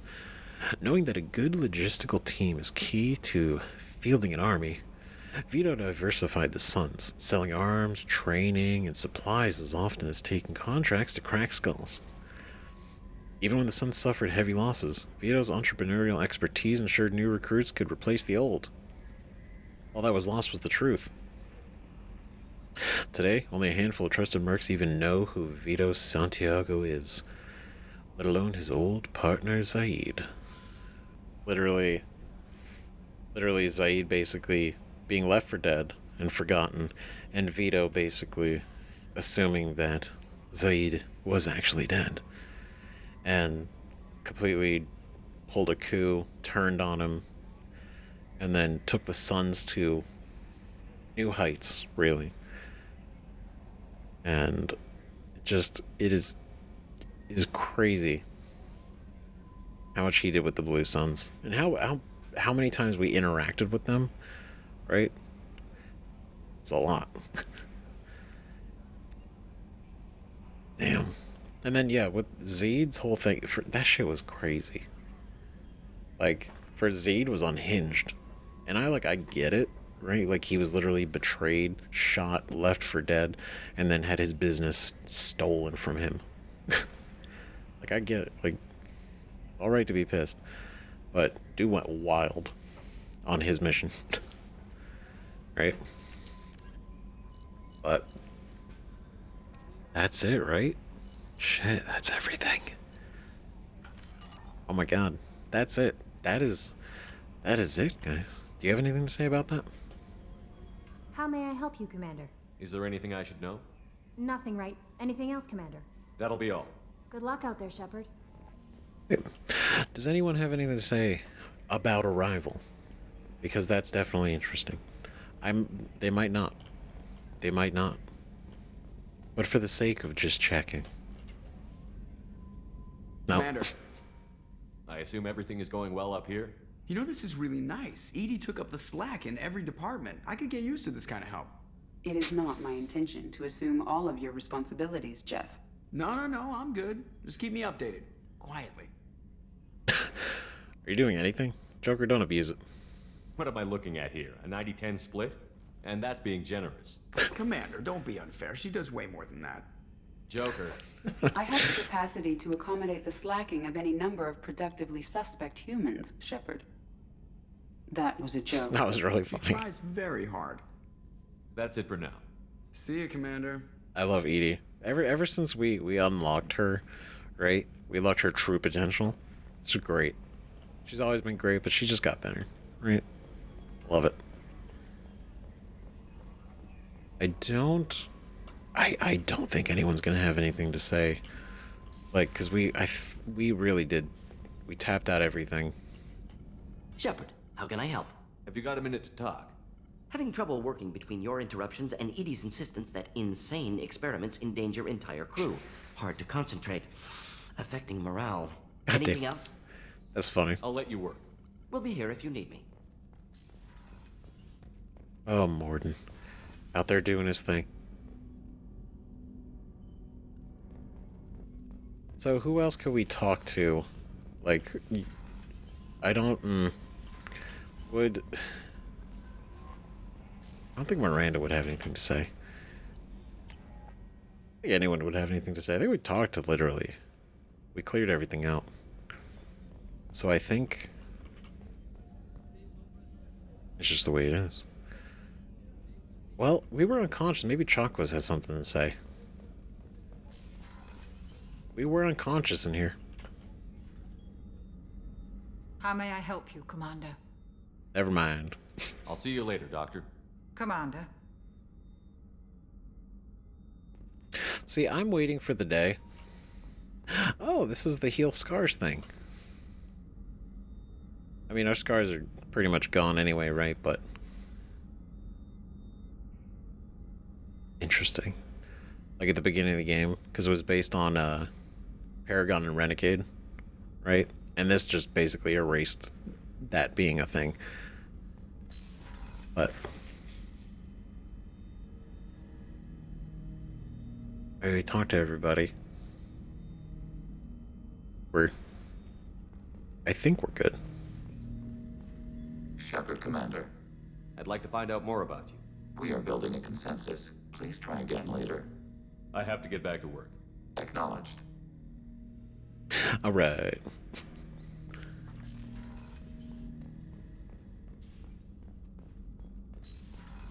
Damn. That's it, I think. He's doing calibrations. I'm not. I don't even need to ask him. I already know he is. Right, and you got a lot going on, Commander, right? What can I do for you? Do you have a minute, Miranda? There's a lot to do, Shepard. Maybe another time. All right. I'll let you work. Of course, Commander. All right. I think that's it. Right? I mean, there's no going to talk to everybody because, like, we already did. Do you guys have anything to say, though?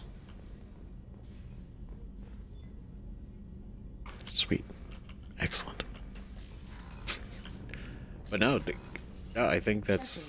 The men's restroom is on the port side of the ship. Don't worry about that, Edie. Listen, okay? It's my ship.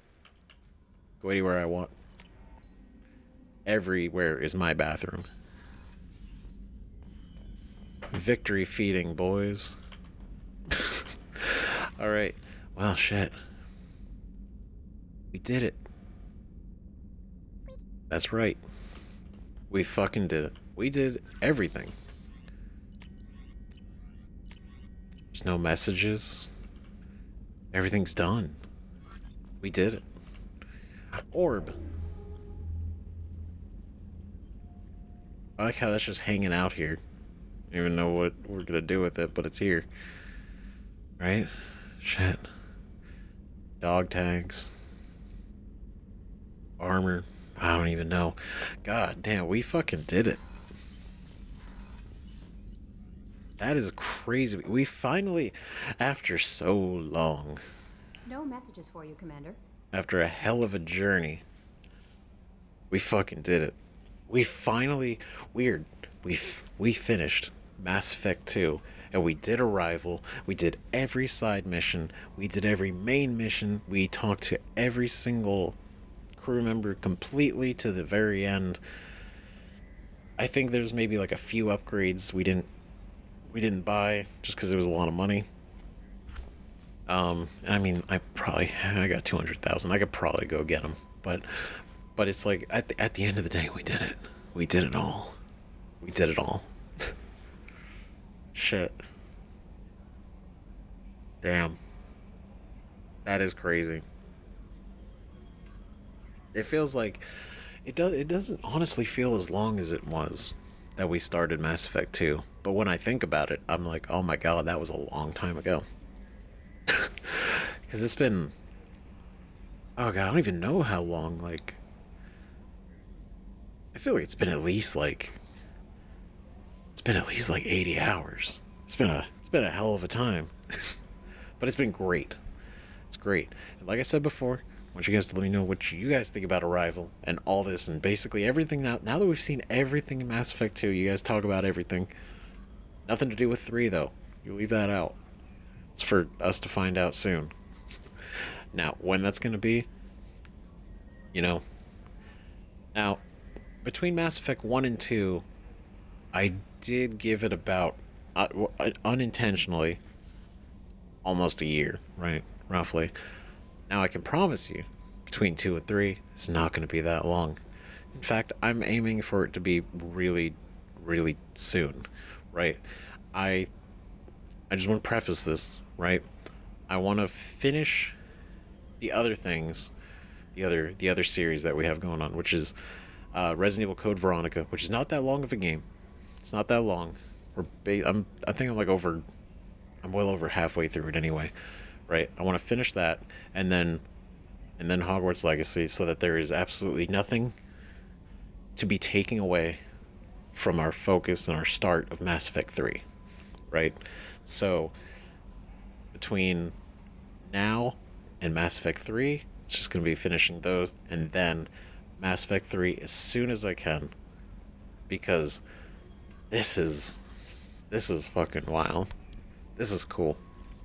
This is cool shit. I have no concept of how 3 is gonna go or start or anything, because so far, literally Mass Effect 1 and 2 have had the craziest beginnings, and then throwing us into some real wild shit eventually. And 3 coming off of 2, where we have not only like not rediscovered, but like the Reaper threat is still there and it's more prevalent than ever, right?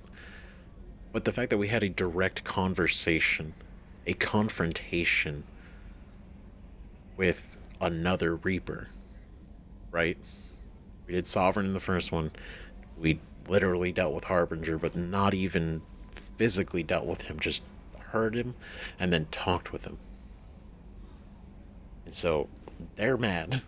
They're coming in, and they have the intent to actually they always had the intent to wipe us out, right? But the fact that Harbinger specifically tells us, like, you're gonna get wiped out, like, it's done. When we get there, you're done. That's it.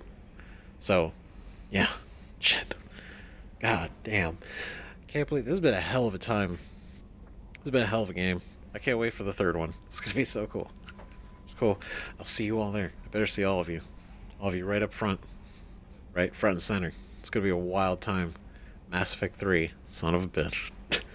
But no, for real, I appreciate all of the advice, right?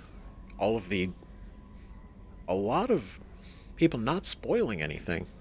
I didn't get spoiled on anything. Nothing was told to me, at least that I saw prior to my own decision of doing things, right?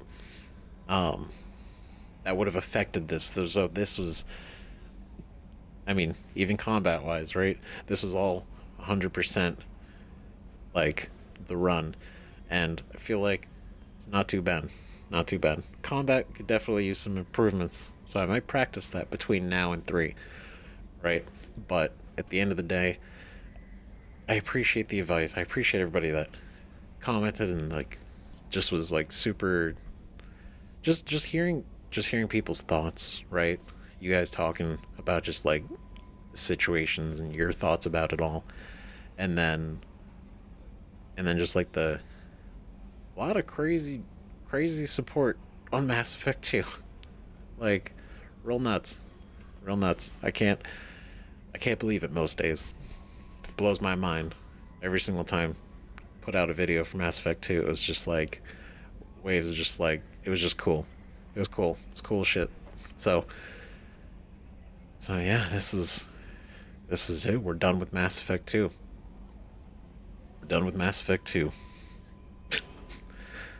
Feels weird to say. God damn. See you guys in Mass Effect 3. And anything else in between now and then. So, seriously, thank you guys for watching. Thank you guys for sticking along this entire journey through the second game in the trilogy. And we'll finish strong. However the hell 3 goes. So, know what you think about all this. See you guys in the next video. Bye-bye.